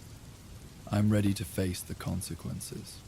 As Gordon led Harvey away, the former district attorney paused at the lecture hall doors, looking back to where Batman remained in the shadows. No words passed between them, but something did. An acknowledgement of the small victory achieved this day. Not a criminal apprehended or a plot foiled, but something rarer and more precious. A moment of clarity in which a fractured soul had taken one step toward becoming whole again. Later, in the quiet sanctuary of the Batcave, Bruce placed Harvey's silver dollar in a small display case, not among the trophies of defeated villains, but on his personal workstation, where he would see it daily. Alfred observed the gesture with quiet approval. "A reminder, sir?" he inquired gently. Bruce nodded, his fingers lingering briefly on the case, of how thin the line can be between justice and obsession, between purpose and destruction. He turned to where Harvey's letters were carefully preserved, their insights into a divided mind both warning and promise. And that redemption begins with a single choice, consciously made. Alfred placed a hand briefly on Bruce's shoulder, a rare physical gesture from the reserved Englishman. Then perhaps Mr. Dent's anniversary has given Gotham a gift after all, a moment of reflection rather than destruction. Yes, Bruce agreed, the weight of his own choices, past and future, settling into perspective. Sometimes the most important battles are the quiet ones, fought in whispers rather than shouts. Outside, Gotham continued its eternal cycle of light and shadow, order and chaos. But for tonight at least, the balance had shifted slightly toward hope, not through chance or fate, but through the conscious choice of a man remembering who he once had been. In that remembering lay the seeds of who he might yet become. In the halls of Arkham Asylum, Harvey Dent sat in his cell, writing by the light of a small brass lamp that Dr. Cooper had persuaded the administrators to allow him. His newest letter began not with "Dear Harvey," but simply "Today," one word that acknowledged past, present, and future, all existing together in the eternal now of conscious choice. And in the flame's steady glow, both sides of his face, the scarred and the unblemished, were equally illuminated, neither hidden in shadow nor elevated in light. Just a man writing his story, one choice at a time. The weeks that followed brought subtle changes to Arkham Asylum's most notorious patient. Dr. Cooper, now consulting directly on Harvey's case, reported a remarkable consistency in his sessions. No dramatic shifts between personalities, no reliance on the coin to determine his responses. The duality remained, but the boundaries had indeed become more permeable, allowing for moments of integration that would have seemed impossible before. Bruce found himself returning regularly to the preserved letters, reading them in Alfred's measured voice from memory, finding new layers of meaning in Harvey's internal dialogue. There was something uniquely compelling about witnessing a mind in conversation with itself, striving toward wholeness even as it acknowledged its fundamental division. "Alfred," Bruce asked one evening as they sat in the study, rain pattering gently against the manor's windows, "do you think he's truly changing, or is this just another elaborate performance?" Alfred considered the question with characteristic thoughtfulness. "I believe Mr. Dent is experiencing what psychiatrists might call a moment of clarity, a window of self-awareness that creates opportunity for genuine change." He paused, selecting his words carefully. "Whether that window remains open long enough for lasting transformation, only time will tell." Bruce nodded, understanding the caution in Alfred's assessment.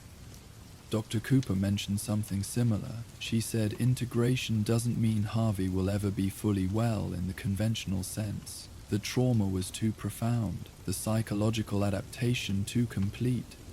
"Indeed," Alfred agreed. "But perhaps wholeness need not require the absence of scars.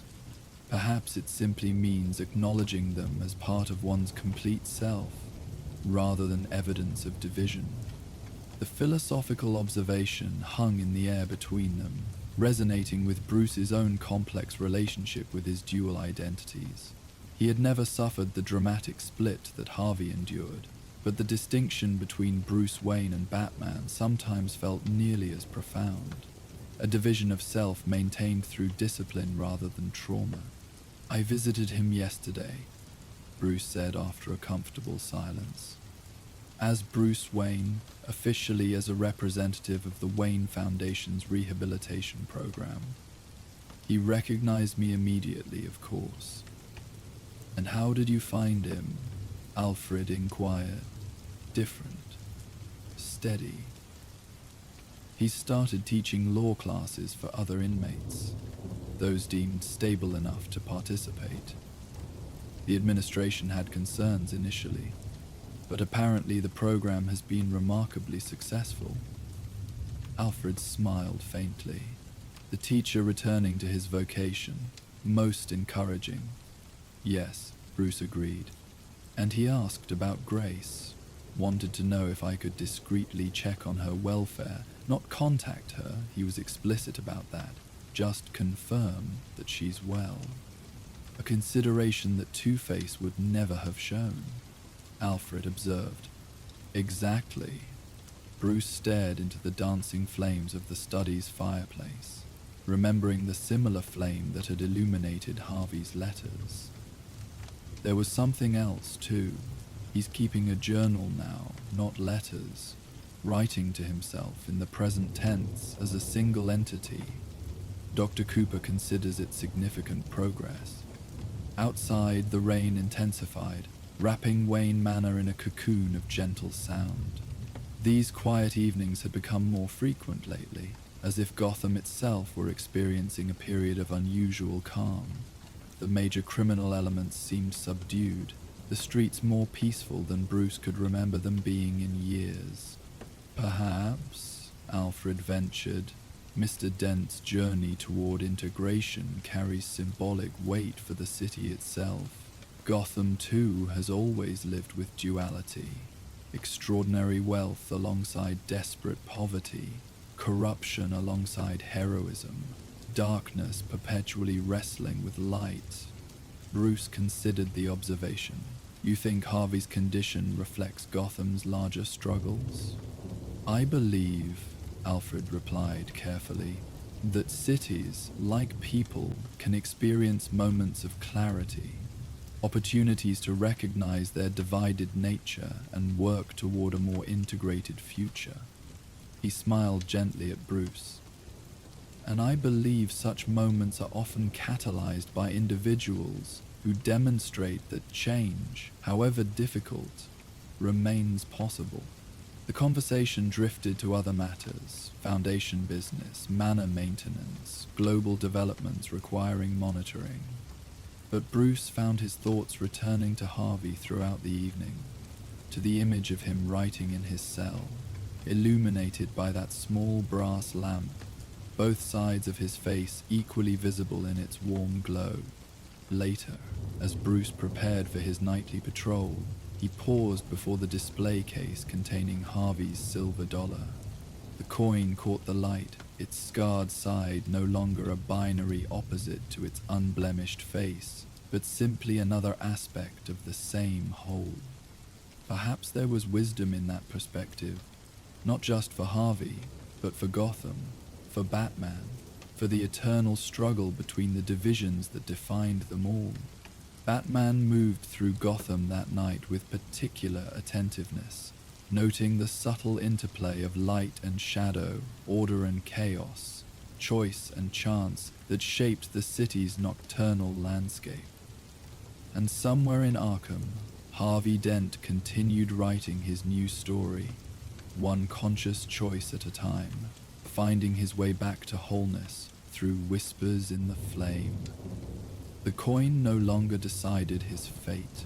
The flame simply illuminated the path he had chosen for himself, a path neither fully in light nor shadow, but somewhere in the complex, human territory between.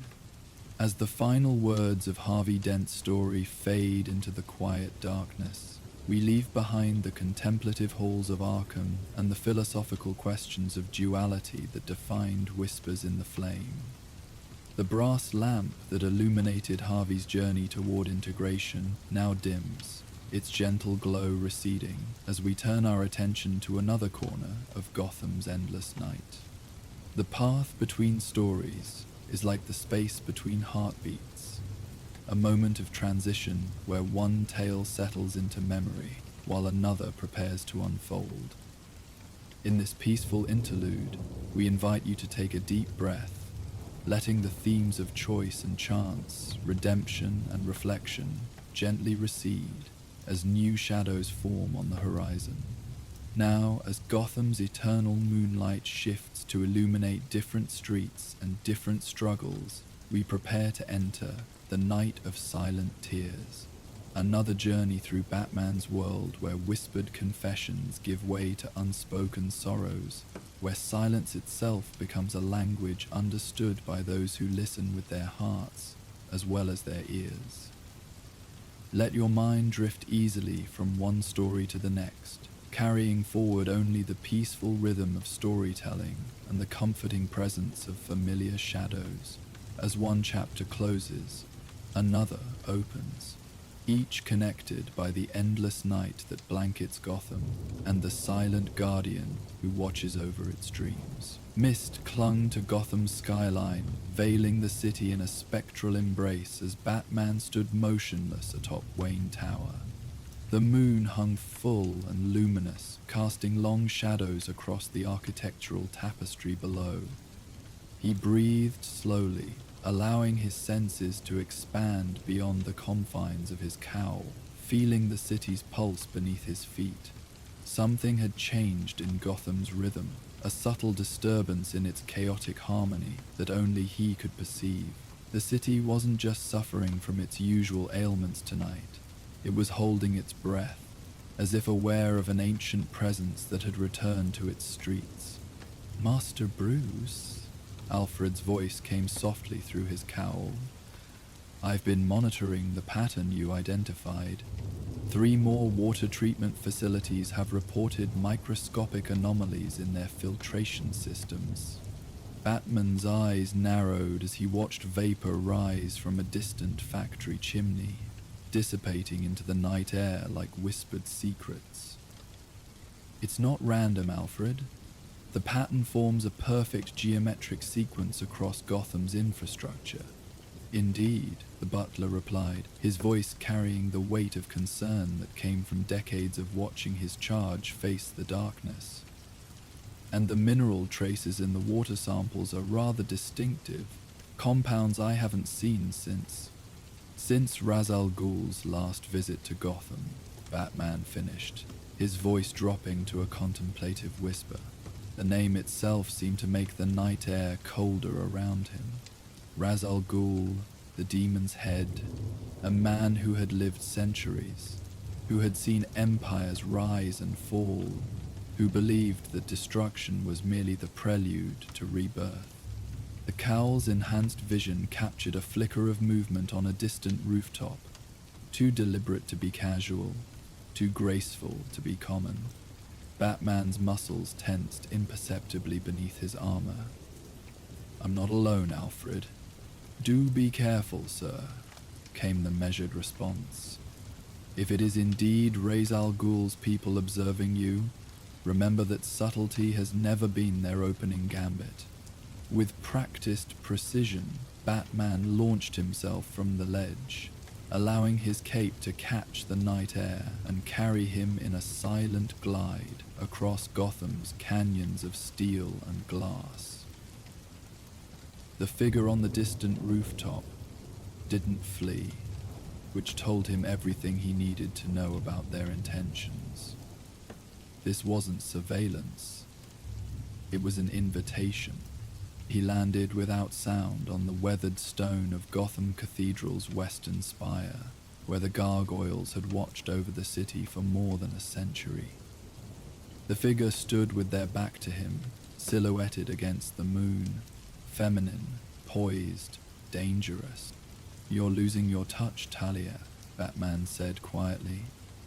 "There was a time when you wouldn't have allowed me to detect your presence so easily."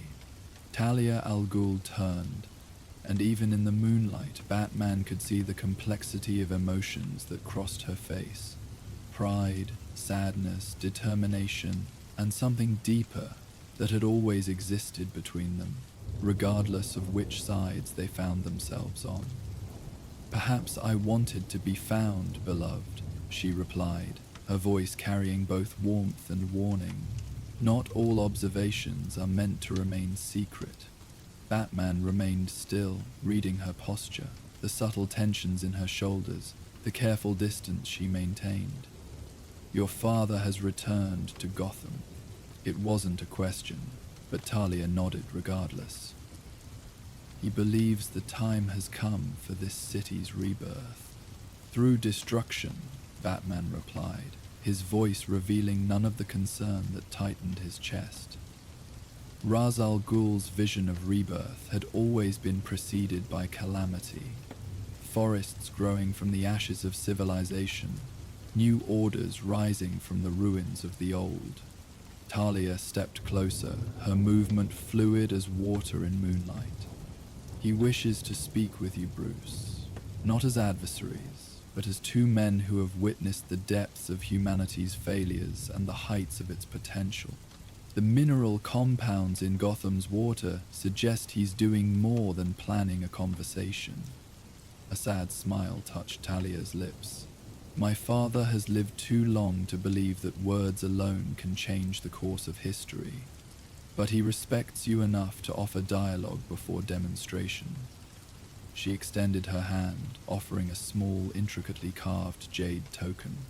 Come to the place where water and stone have spoken to each other for centuries. Come alone. Not as Batman, the guardian of Gotham's present, but as Bruce Wayne, a man who might contemplate its future. Batman accepted the token without touching her fingers, though the space between them seemed charged with unspoken history. And if I decide against this meeting, then you will fight the inevitable with your usual determination, Talia replied, stepping back toward the roof's edge. And my father will proceed with what he believes must be done for the greater harmony of this world. Her expression softened momentarily. He has always seen in you the son he wished for, Bruce, the worthy heir to his vision. Remember that when you face him. Before he could respond, she stepped backwards off the cathedral roof, disappearing into the mist that had begun rolling in from Gotham Harbor. Batman moved to the edge, but knew he would find no trace of her passage. The League of Shadows left footprints only when they wished to be followed. The jade token felt cool against his palm, its surface carved with ancient symbols that spoke of balance, renewal, and the eternal cycle of creation and destruction. He knew the place it indicated, the forgotten caverns beneath Gotham's oldest district, where underground rivers had carved cathedral-like spaces from living rock long before humans had built their first structures above. Alfred, he sub-vocalized, knowing the cowl's systems would carry his whisper. Run a comprehensive analysis on all water treatment facilities. Look for any compounds that might interact with the mineral traces we've already detected. Already underway, sir, came the prompt reply. And might I suggest contacting Master Fox regarding the specialized filtration system he developed after Ra's al Ghul's last attempt to introduce compounds into Gotham's water supply? Do it, Batman confirmed, already launching himself back into the night. And, Alfred, prepare the cave. I need to review everything we have on the chemical composition of the Lazarus Pit. The mention of the mystical waters that had sustained Ra's al Ghul's unnaturally long life seemed to hang in the night air as Batman glided between Gotham's towers. The Lazarus Pit, source of life and madness, the miraculous pool that could heal any wound, cure any disease, even reverse death itself, but at the cost of temporary insanity and, with repeated use, a slow erosion of the user's humanity. As he moved through the night, Batman's thoughts turned inward, to the philosophical questions that had always defined his complex relationship with Ra's al Ghul. They shared a diagnosis of society's ills, but differed fundamentally on the prescription. Where Batman sought to protect and reform, Ra's believed in the purifying power of collapse and rebirth. In his centuries of life, he had seen civilizations crumble and new ones emerge from their ruins, and this perspective made his arguments difficult to dismiss entirely. There was a certain terrible logic to his vision of cyclical renewal.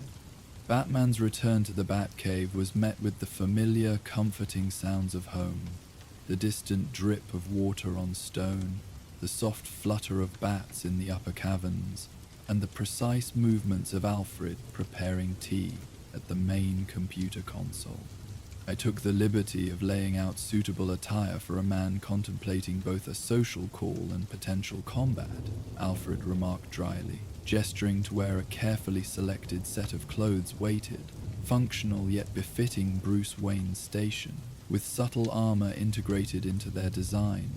Bruce removed his cowl, feeling the cool air of the cave against his face as he accepted the tea Alfred offered. He's planning something comprehensive, Alfred. The water supply is just the beginning. Indeed, sir. Mr. Fox has already identified 3 separate compounds in the samples, each harmless individually, but potentially quite transformative when combined.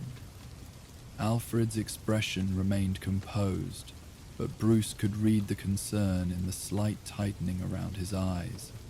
He believes they may be components of a synthetic variant of the Lazarus Pit formula. Bruce set down his tea, his mind racing through implications. Not to restore life, but to accelerate change, cellular metamorphosis on a city-wide scale. Precisely, Alfred confirmed, though to what end we can only speculate.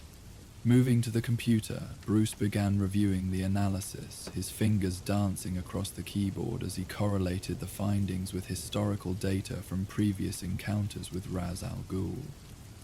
He's always believed that Gotham represents the worst excesses of modern civilization: corruption, inequality, environmental degradation. In his mind, it's a city that needs to be cleansed before it can be reborn. And yet, Alfred observed quietly, he continues to see you as worthy of joining his crusade. One might wonder why the protector of a city he despises earns such respect.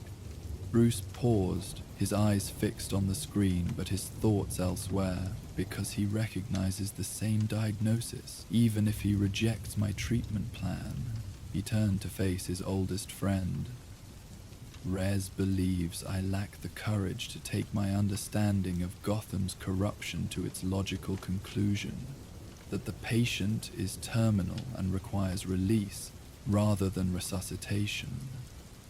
Alfred set down the tea tray with deliberate care. And what do you believe, Master Bruce? The question hung in the air between them, weighted with all the years Bruce had spent fighting to save a city that sometimes seemed determined to destroy itself. I believe, he finally said, that while race sees cities as organisms that follow natural cycles of birth, decay, and death, I see them as something more complex, as ongoing conversations between people and place, always capable of finding new expressions if given the chance. A small smile touched Alfred's lips. Well articulated, sir. Though I suspect your dialogue with Ra's al Ghul will require both philosophy and preparation for less civilized forms of debate. Bruce nodded, returning his attention to the computer. Contact Lucius. Have him prepare countermeasures for all possible combinations of the compounds we've detected. And Alfred, if this goes wrong... It won't, sir, Alfred interrupted with quiet certainty, because unlike Ra's al Ghul, you understand that Gotham's strength lies not in its architecture or infrastructure, but in its people, in their stubborn refusal to surrender to despair despite ample provocation. His voice softened. It's a quality you share with them, though you might not always recognize it. As Bruce prepared to meet Ra's al Ghul, donning the specially prepared attire, he considered Alfred's words. Perhaps that was the fundamental difference between his vision and that of the demon's head. Not just methods or morality, but a basic understanding of what constituted a city's soul. To Ra's, corrupted systems required purification through destruction. To Bruce, those very systems, for all their flaws, represented countless individual hopes, dreams, and possibilities that deserved protection. The journey to the underground caverns took Bruce through forgotten parts of Gotham, ancient tunnels dating back to the city's founding, passages that had once connected speakeasies during Prohibition, and finally the natural cave systems that predated human settlement entirely. Here, far below the city's foundations, the sound of flowing water grew from a whisper to a constant presence, a liquid symphony that had shaped stone over countless millennia. The jade token grew warmer in his hand as he approached his destination, responding to some property in the surrounding rock. The cavern opened before him, its ceiling lost in darkness despite the soft illumination that seemed to emanate from the pool at its center. A pool whose waters glowed with an unnatural emerald radiance that pulsed like a heartbeat. Standing at the pool's edge, his back to Bruce, was a figure in robes of deep green and gold, tall, straight-backed, emanating an authority that came not from physical prowess, but from the weight of centuries. "Detective," Ra's al Ghul said without turning, his voice echoing slightly in the vast space. "Your punctuality has always been one of your more admirable traits." Bruce stopped at a careful distance, noting the absence of guards or assassins. This was indeed intended as a private conversation, though he harbored no illusions about their isolation. The League of Shadows would be positioned throughout the tunnel system, ready to intervene if their master required it. "You've been busy since your return to Gotham," Bruce replied, studying the glowing pool. It wasn't a true Lazarus pit. Those were exceedingly rare natural phenomena, but rather an artificial recreation, lacking the full power of the original, but potentially useful for Raz's purposes. "Your chemicals in the water supply suggest preparations for a city-wide transformation." Raz finally turned, and Bruce was struck as always by the man's presence. Despite his centuries of life, Raz appeared as a man in his prime, distinguished, remarkably handsome, with penetrating eyes that held wisdom and madness in equal measure.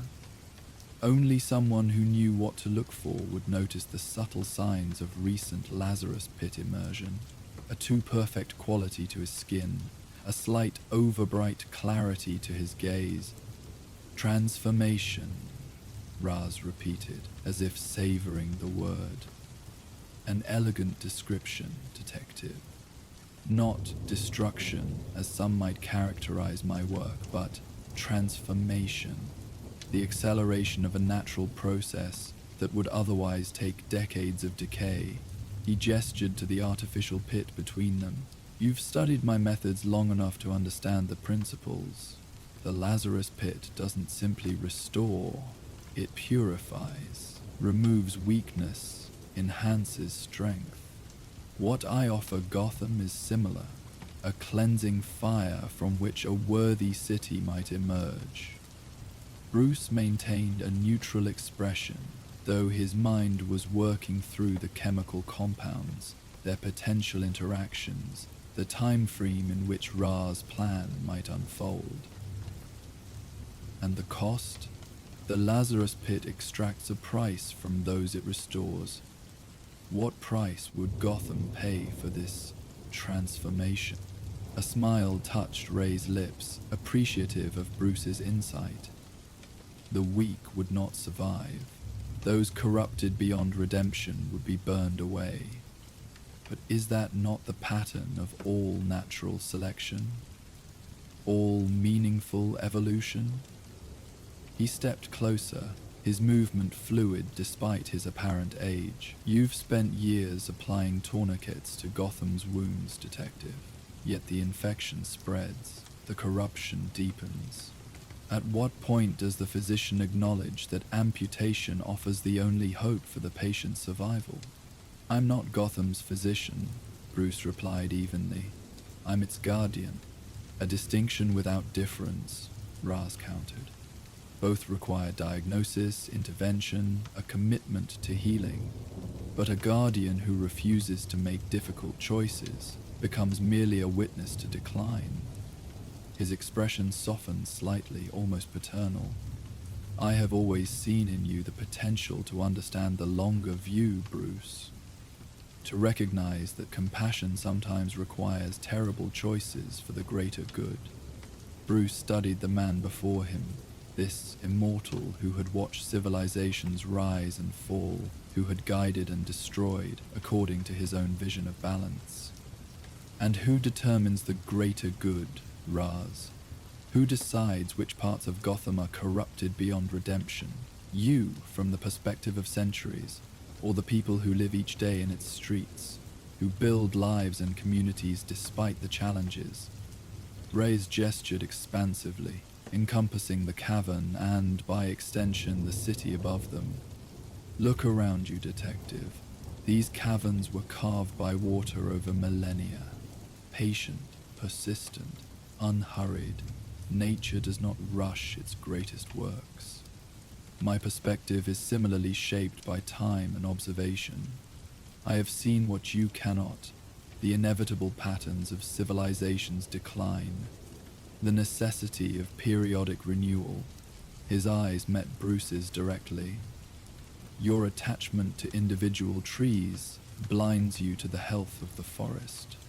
Perhaps, Bruce acknowledged, moving slowly around the edge of the artificial pit, watching how its waters responded to his proximity with subtle wavelets of luminescence. Or perhaps your detachment from individual lives makes it easier to rationalize their sacrifice. A flash of something, irritation perhaps, or disappointment, crossed Ra's face before his composure returned. You misunderstand me, as always. I do not dismiss individual lives as insignificant, quite the opposite. I believe humanity's potential is sacred enough to require occasional harsh pruning to flourish. He followed Bruce's movement with his eyes, but didn't change position. The compounds I've introduced to Gotham's water are merely catalysts, detective. They will accelerate the city's inherent tendencies, both virtuous and corrupt. Those with strength, moral fiber, and clarity of purpose will find themselves enhanced.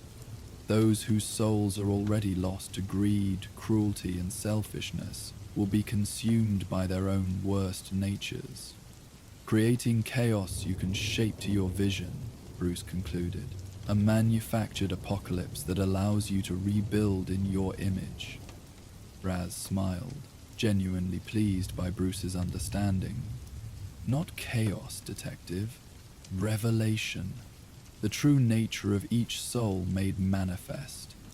He gestured to the artificial pit. This is merely a demonstration model. The formula I've developed for Gotham is more subtle, designed not to restore youth or heal wounds, but to strip away pretense and amplify essence. The corrupt politician will find his greed consuming him from within. The abuser will experience his own cruelty turned inward, while those with noble hearts will discover reserves of strength and clarity they never imagined. The implications sent a chill through Bruce that had nothing to do with the cavern's cool air. Raz wasn't planning simple destruction. He was proposing a kind of mystical judgment, a separation of wheat from chaff according to his ancient standards. More disturbing still was the underlying logic of the plan, which contained enough truth to make it dangerously seductive. And you appoint yourself Gotham's judge, Bruce said quietly, based on criteria from civilizations long turned to dust. Not judge, Ras corrected, merely catalyst. Each soul will judge itself through its response to the formula. He stepped closer to the artificial pit, allowing its glow to illuminate his features from below. Consider what you might become, Bruce, if your essence were amplified.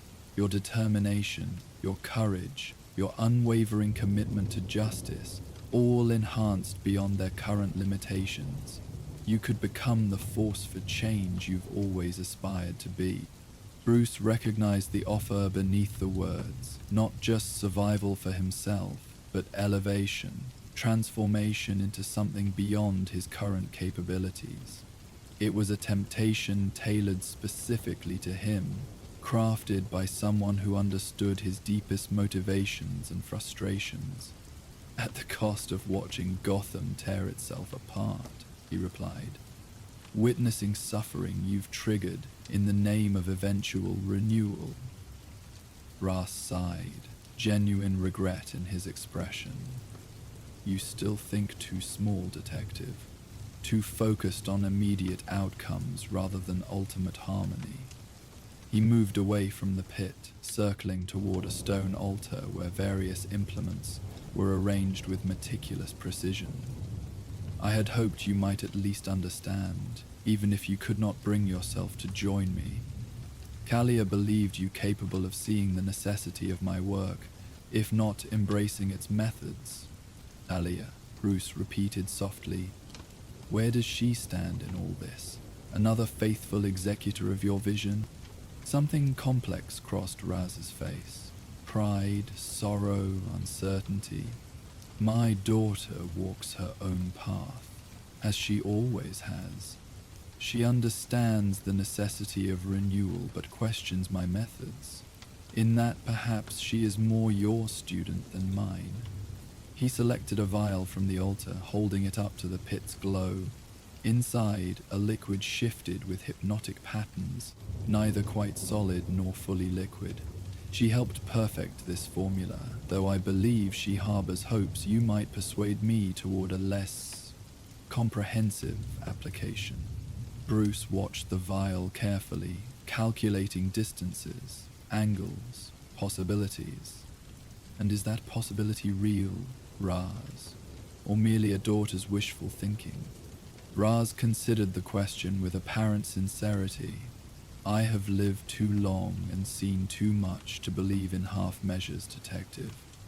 Cultures, like individuals, eventually reach a point where rehabilitation becomes impossible, where the kindest act is to ease their passage and nurture what comes after. He returned the vial to its place on the altar, but I respect you enough to offer a compromise. Work with me to identify those parts of Gotham truly worth preserving. Help me target the formula more precisely, sparing what you believe can be redeemed. It was a masterful move, acknowledging Bruce's concerns while maintaining the fundamental premise that Gotham required purification. The offer of collaboration was designed to blur the line between resistance and complicity, to draw Bruce into Raze's worldview through incremental acceptance. I've spent my life trying to save Gotham, Bruce said quietly, not by deciding who deserves salvation, but by creating conditions where redemption remains possible for everyone. Your compromise still requires me to abandon that principle. Raz studied him with an expression approaching genuine sadness. Then we remain at our eternal impasse, you and I. Two men who diagnose the same disease but cannot agree on treatment. He returned to the edge of the artificial pit, its glow casting his face in sharp contrasts of light and shadow. The components are already in place, detective. By dawn, they will have reached saturation levels in Gotham's water supply. The final catalyst need only be introduced and the transformation will begin. Bruce tensed imperceptibly, reading the shift in Ra's posture, the subtle change in the atmosphere between them.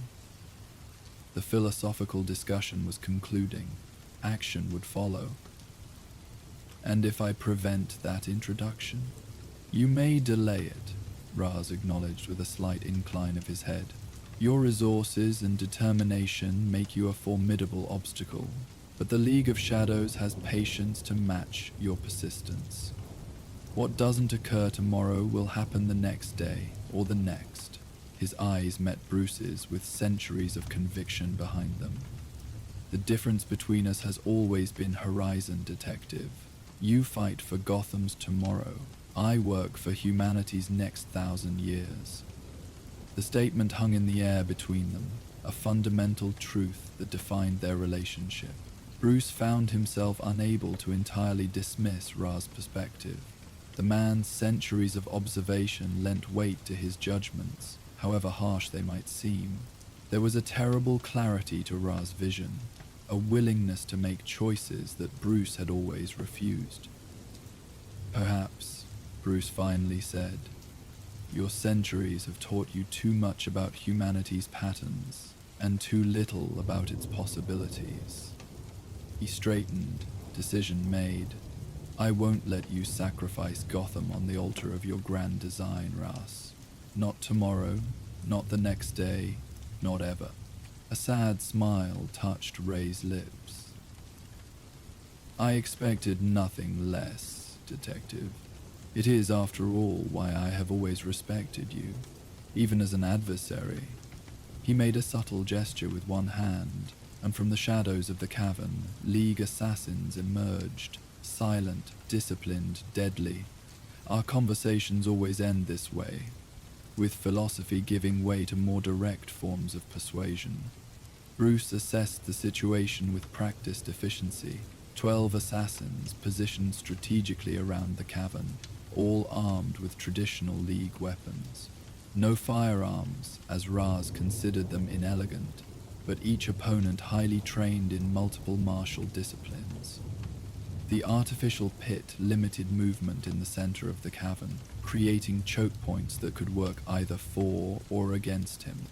"It doesn't have to end in conflict," Bruce offered, more for form than expectation. "Withdraw your operatives from Gotham, find another testing ground for your theories of renewal." Raz actually laughed, a sound of genuine amusement. "Your optimism remains one of your most charming qualities, Detective. But we both know our paths are set." His expression sobered. "Though I offer you one final courtesy. Surrender now, and you may leave unharmed. I have no desire to destroy what I still hope might one day become an ally." Bruce's response was not in words, but in movement. A precisely aimed batarang that struck the cavern's illumination system, plunging the space into darkness, relieved only by the eerie glow of the artificial pit. In the momentary confusion, he activated the night vision in his specially designed contact lenses, giving him a crucial advantage. The fight was both brutal and beautiful, a deadly ballet performed in the semi-darkness of the ancient cavern. League assassins moved with fluid grace, their attacks coordinated with the precision of long training. But Bruce moved among them like a shadow within shadows, his every strike calculated for maximum efficiency. He was careful to avoid lethal force, even as his opponents showed no such reservation. This, too, defined the philosophical divide between himself and race, the line he refused to cross, the principle that separated guardian from executioner. Throughout the engagement, Raz observed without participating, his expression that of a teacher evaluating a promising student. Only when the last of his assassins had fallen did he step forward, removing his outer robe with deliberate care. "Always impressive, Detective," he commented, assuming a fighting stance that incorporated elements from martial traditions centuries old. "Though your insistence on keeping your opponents alive creates inefficiency." Bruce faced him, his breathing controlled despite the exertion of the previous combat. "Not inefficiency, purpose. The difference between us in its most basic form. Their combat was nothing like the previous skirmish, no flurry of strikes and counters, but rather a measured exchange between masters, each movement containing layers of meaning and technique. Rays fought with the accumulated knowledge of centuries, transitions between styles that had been forgotten by all but the most dedicated historians of martial arts. Bruce countered with innovation, adaptation, and a willingness to incorporate unconventional elements that Ray's traditionalist approach sometimes failed to anticipate. They were evenly matched as they had always been. Ray's with his centuries of experience, Bruce with his unparalleled drive and training. The fight might have continued indefinitely, a physical manifestation of their philosophical standoff, had Bruce not executed a maneuver that allowed him to reach the altar where Rays had left the vial of catalyst. Seizing the container, Bruce put distance between himself and Russ, holding the vial over the hard stone floor. It ends here, Russ. Without this, your compounds remain inert in Gotham's water. Rays straightened, making no move to attack. Indeed, though destroying it merely returns us to the stance of patience I described earlier, the formula can be recreated. But not quickly, Bruce countered. And not before we've neutralized the components already in the water supply. He tightened his grip on the vial.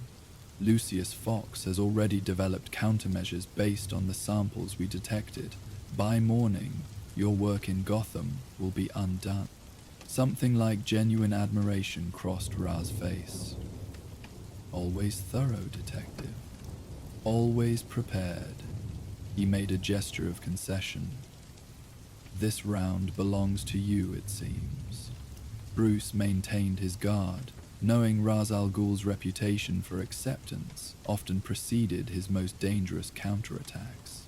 Call off your people in Gotham, all of them, or this vial won't be the only thing that breaks. Raz studied him for a long moment, reading the resolve in Bruce's stance, the unspoken threat that extended beyond the immediate situation.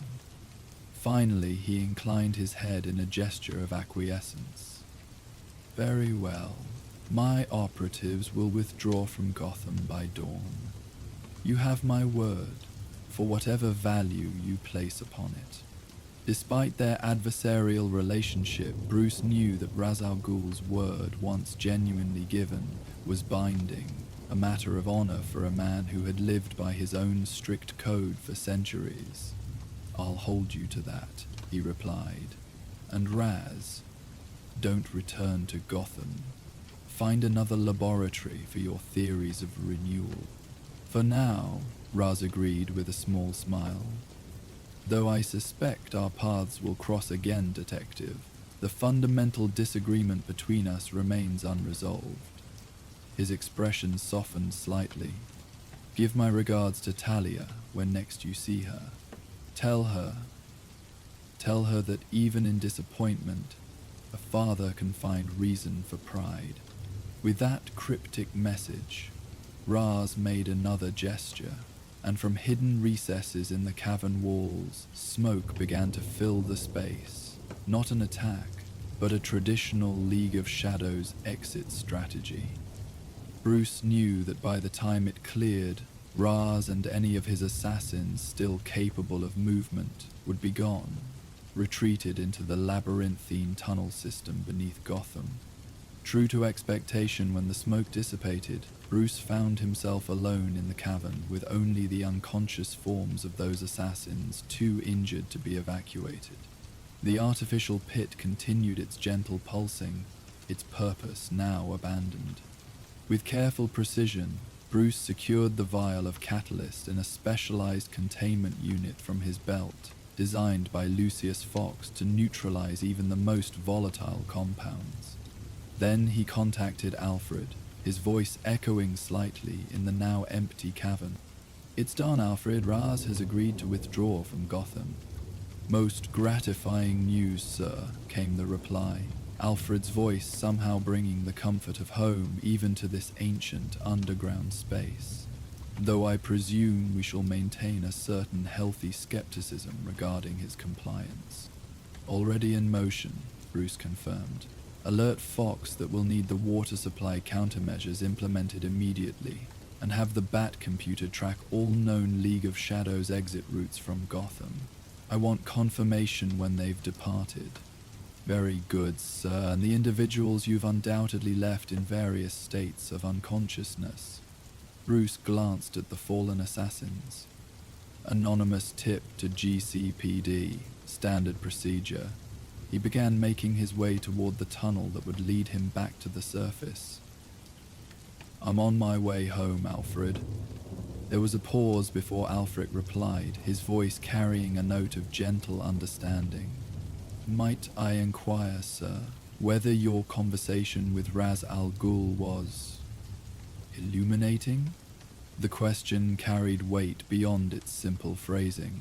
Alfred had always understood the complex relationship between Bruce and the immortal known as the Demon's Head, the strange respect that existed between them despite their fundamental opposition. The way each encounter left Bruce questioning his own methods and principles. Still believes Gotham needs to be destroyed to be saved, Bruce replied after a moment's consideration. That its corruption is terminal rather than treatable. A convenient philosophy, Alfred observed, for a man who has lived long enough to witness rebuilding after destruction. The luxury of centuries provides a rather different perspective on collapse than does the experience of those living through it. Bruce made his way through the twisting tunnels, moving steadily upward toward the city above. He offered a compromise, targeted application rather than city-wide effect. Preservation of what I deemed worthy, the temptation of playing God, Alfred replied, his voice carrying centuries of English reserve. Quite seductive, I imagine, especially when offered by someone with Ra's al Ghul's particular charisma. It was never really tempting, Bruce said after a moment's reflection. But his fundamental point that some systems become too corrupt for reform isn't entirely without merit. There are days when I wonder if he's right about Gotham. Alfred's response came with quiet certainty. With respect, Master Bruce, I believe Ra's al Ghul's greatest error lies not in his diagnosis, but in his time frame. He has lived so long that he views civilizations as brief candles, easily extinguished to make way for new light. But those of us with more conventional lifespans must work with the cities we have, however imperfect, because they represent the collected hopes and efforts of countless individuals who will never see the centuries-distant results of Ra's renewal. As Bruce emerged from the tunnels into a quiet Gotham alleyway, the first hints of dawn were lightening the eastern sky. He paused, looking up at the city he had sworn to protect, its silhouette a jagged testament to human ambition, corruption, creativity, and resilience. You're saying his immortality has made him impatient, Bruce observed, a small smile touching his lips at the paradox. Precisely, sir, Alfred replied, and Bruce could hear the answering smile in his voice. When one has forever, perhaps immediate results seem more appealing than gradual improvement. Those of us confined to a single lifetime develop a certain appreciation for incremental progress. Bruce began making his way home through the awakening city, his movements a shadow among shadows in the liminal space between night and morning. And you believe incremental progress is still possible for Gotham? Alfred's response came with the quiet conviction that had sustained Bruce through his darkest moments. I believe, Master Bruce, that while Ra's al Ghul sees cities as organisms subject to natural law, you understand them as ongoing conversations between generations. Imperfect, contradictory, sometimes maddening, but always containing the possibility of growth and redemption. A brief pause. Rather like yourself, if I may be so bold. The observation drew a genuine laugh from Bruce, brief but real, a rare sound that echoed softly in the empty pre-dawn streets. Bold indeed, Alfred. Does one's best, sir, came the dignified reply. Now, might I suggest you hurry home? I've prepared that special blend of tea you favor after particularly philosophical encounters, and I believe both the tea and your aging butler would prefer not to wait indefinitely. The following evening found Bruce in the Batcave once more, reviewing data from across Gotham. The night had brought reports from Lucius Fox confirming that the neutralization of Raz's compounds in the water supply was proceeding as planned. Special filtration systems had been activated at strategic points throughout the city's infrastructure, gradually cleansing the subtle chemical traces that would have been the foundation for Raz's transformation. Master Bruce, Alfred said, setting down a fresh cup of tea beside the computer console. I've just received word from our observers at the docks. The last known vessel associated with the League of Shadows has departed Gotham waters. It appears Ra's al Ghul is honoring his word. Bruce nodded, studying the satellite imagery that showed the sleek ship moving steadily out to sea. For now, he'll return eventually. He always does. Indeed, sir. The immortal can afford to be patient. Alfred paused, studying Bruce's expression. Something still troubles you about your encounter. It wasn't a question, but Bruce answered it regardless. He offered a choice I couldn't accept, to collaborate in deciding which parts of Gotham deserved salvation and which warranted destruction, as if worthiness could be so easily determined. Ah, Alfred nodded with understanding. The ancient dilemma of the flawed judge presuming to render perfect judgment. A particular irony coming from Ra's al Ghul, whose own lengthy existence has been punctuated by periods of madness induced by the very waters he reveres. Bruce turned from the screen, his eyes finding Alfred's. That's just it, Alfred. Race believes the Lazarus Pit has given him clarity, the ability to see patterns across centuries that others miss, and sometimes I wonder if he's right, if his perspective grants him insights that I'm blind to because I'm too close to the problems. Alfred was quiet for a moment, considering his response with characteristic care. If I may, sir, the value of your closeness to Gotham is precisely what Ra's al Ghul lacks. His centuries of observation have given him patterns without texture, data without intimacy. He sees the city as an experiment spanning generations, while you experience it as a living, breathing entity whose wounds you feel as your own. The butler's voice softened. That empathy, which he would consider a weakness, is actually your greatest strength as Gotham's guardian. Bruce turned back to the computer, bringing up footage from across the city, ordinary people going about their lives, unaware of how close they had come to becoming subjects in Ra's al Ghul's grand experiment in purification. Ra's believes my refusal to accept Gotham's terminal diagnosis is sentimentality, that I lack the courage to administer what he sees as necessary euthanasia, whereas you understand that diagnosis itself is premature, Alfred countered. When one has witnessed hundreds of civilizations rise and fall, perhaps all problems begin to look cyclical, all solutions identical. But Gotham is not Babylon or Rome or Constantinople. Its particular combination of challenges and possibilities has never existed before, in precisely this form. Bruce's fingers moved across the keyboard, cycling through more images of the city he had sworn to protect.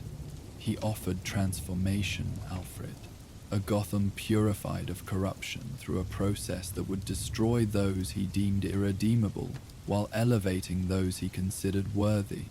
And who would determine this worthiness? Alfred asked, though they both knew the answer.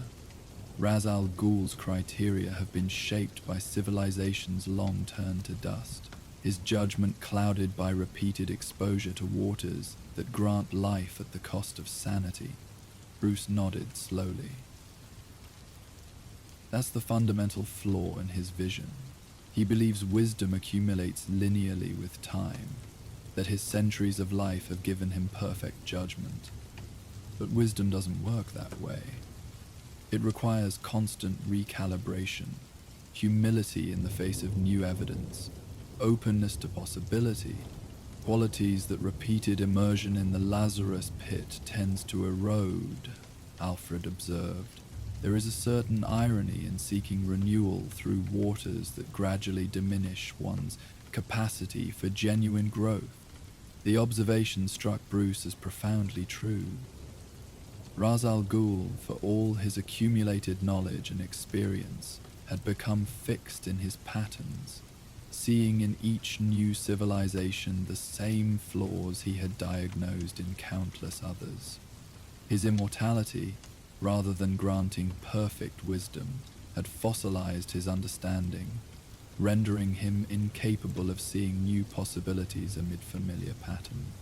"There's something else, Alfred," Bruce said quietly. "Something Raz said about Talia.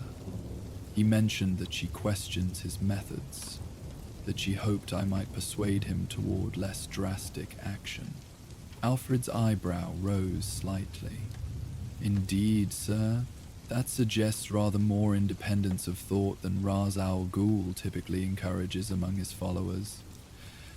"It suggests an opportunity," Bruce replied, "not just to counter Ra's plans when they surface, but perhaps to influence the future direction of the League of Shadows itself. Through Ms. Al Ghul," Alfred concluded, "a prospect not without its complications, given your history." Bruce's expression remained neutral, though Alfred knew him well enough to read the complexity beneath the surface. Talia has always been caught between loyalty to her father and her own moral compass. If she's beginning to question the necessity of Ra's methods, there may be a chance to shift the League toward less destructive approaches to addressing global corruption. "A rather optimistic assessment," Alfred noted, though not entirely without merit. The daughter has never fully embraced the father's willingness to sacrifice innocence in service to his grand vision. That distinction could prove significant over time. Bruce turned his attention back to the computer, bringing up a global map marked with known League of Shadows facilities and operations.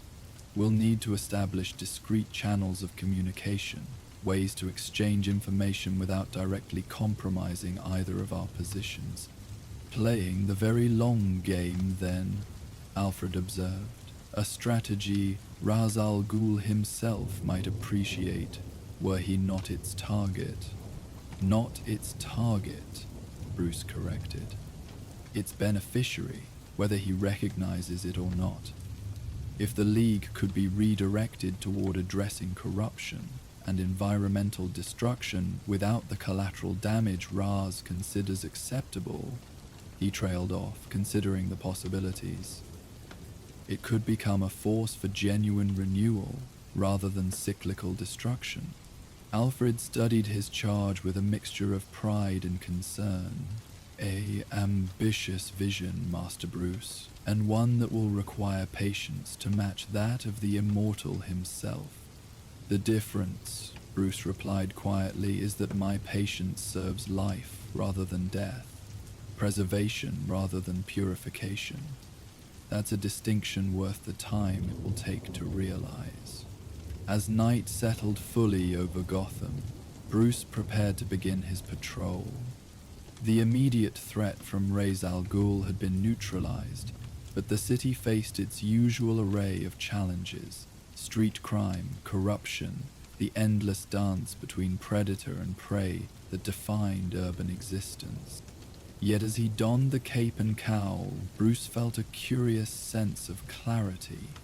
His encounter with Ra's had forced him to articulate his own vision for Gotham more precisely, not as a patient to be cured or a problem to be solved, but as a conversation to be sustained, protected, and occasionally guided toward its better possibility.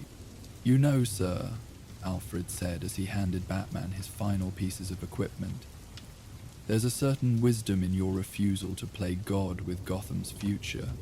Ra's al Ghul believes his centuries of life grant him the right to determine who deserves salvation.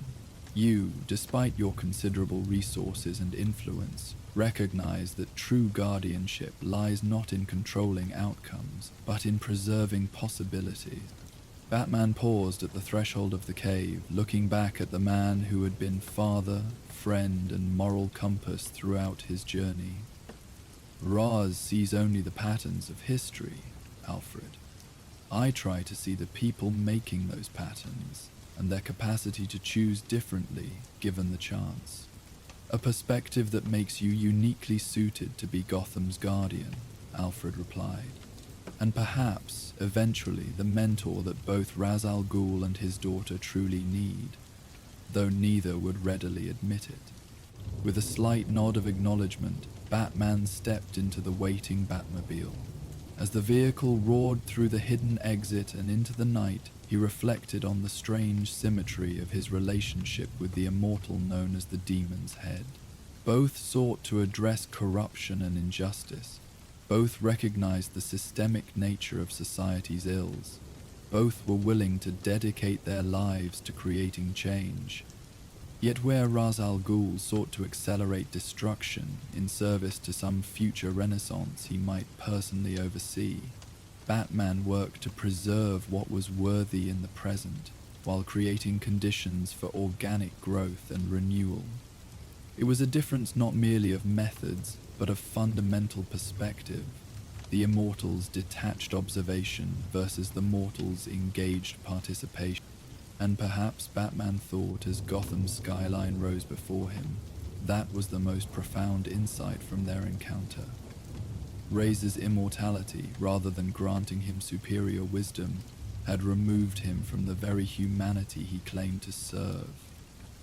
His extended perspective, spanning centuries, had paradoxically narrowed his vision, reducing complex human societies to predictable patterns of rise and fall, corruption and cleansing.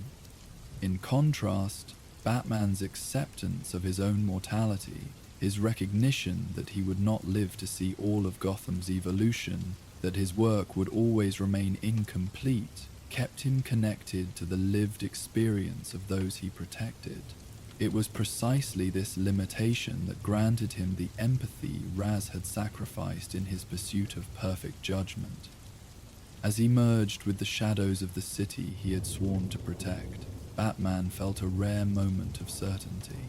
Ra's al Ghul, for all his centuries of experience, had forgotten something essential about human societies, that their true value lay not in their perfection but in their potential, not in their purity but in their messy, contradictory capacity for both terrible cruelty and unexpected grace.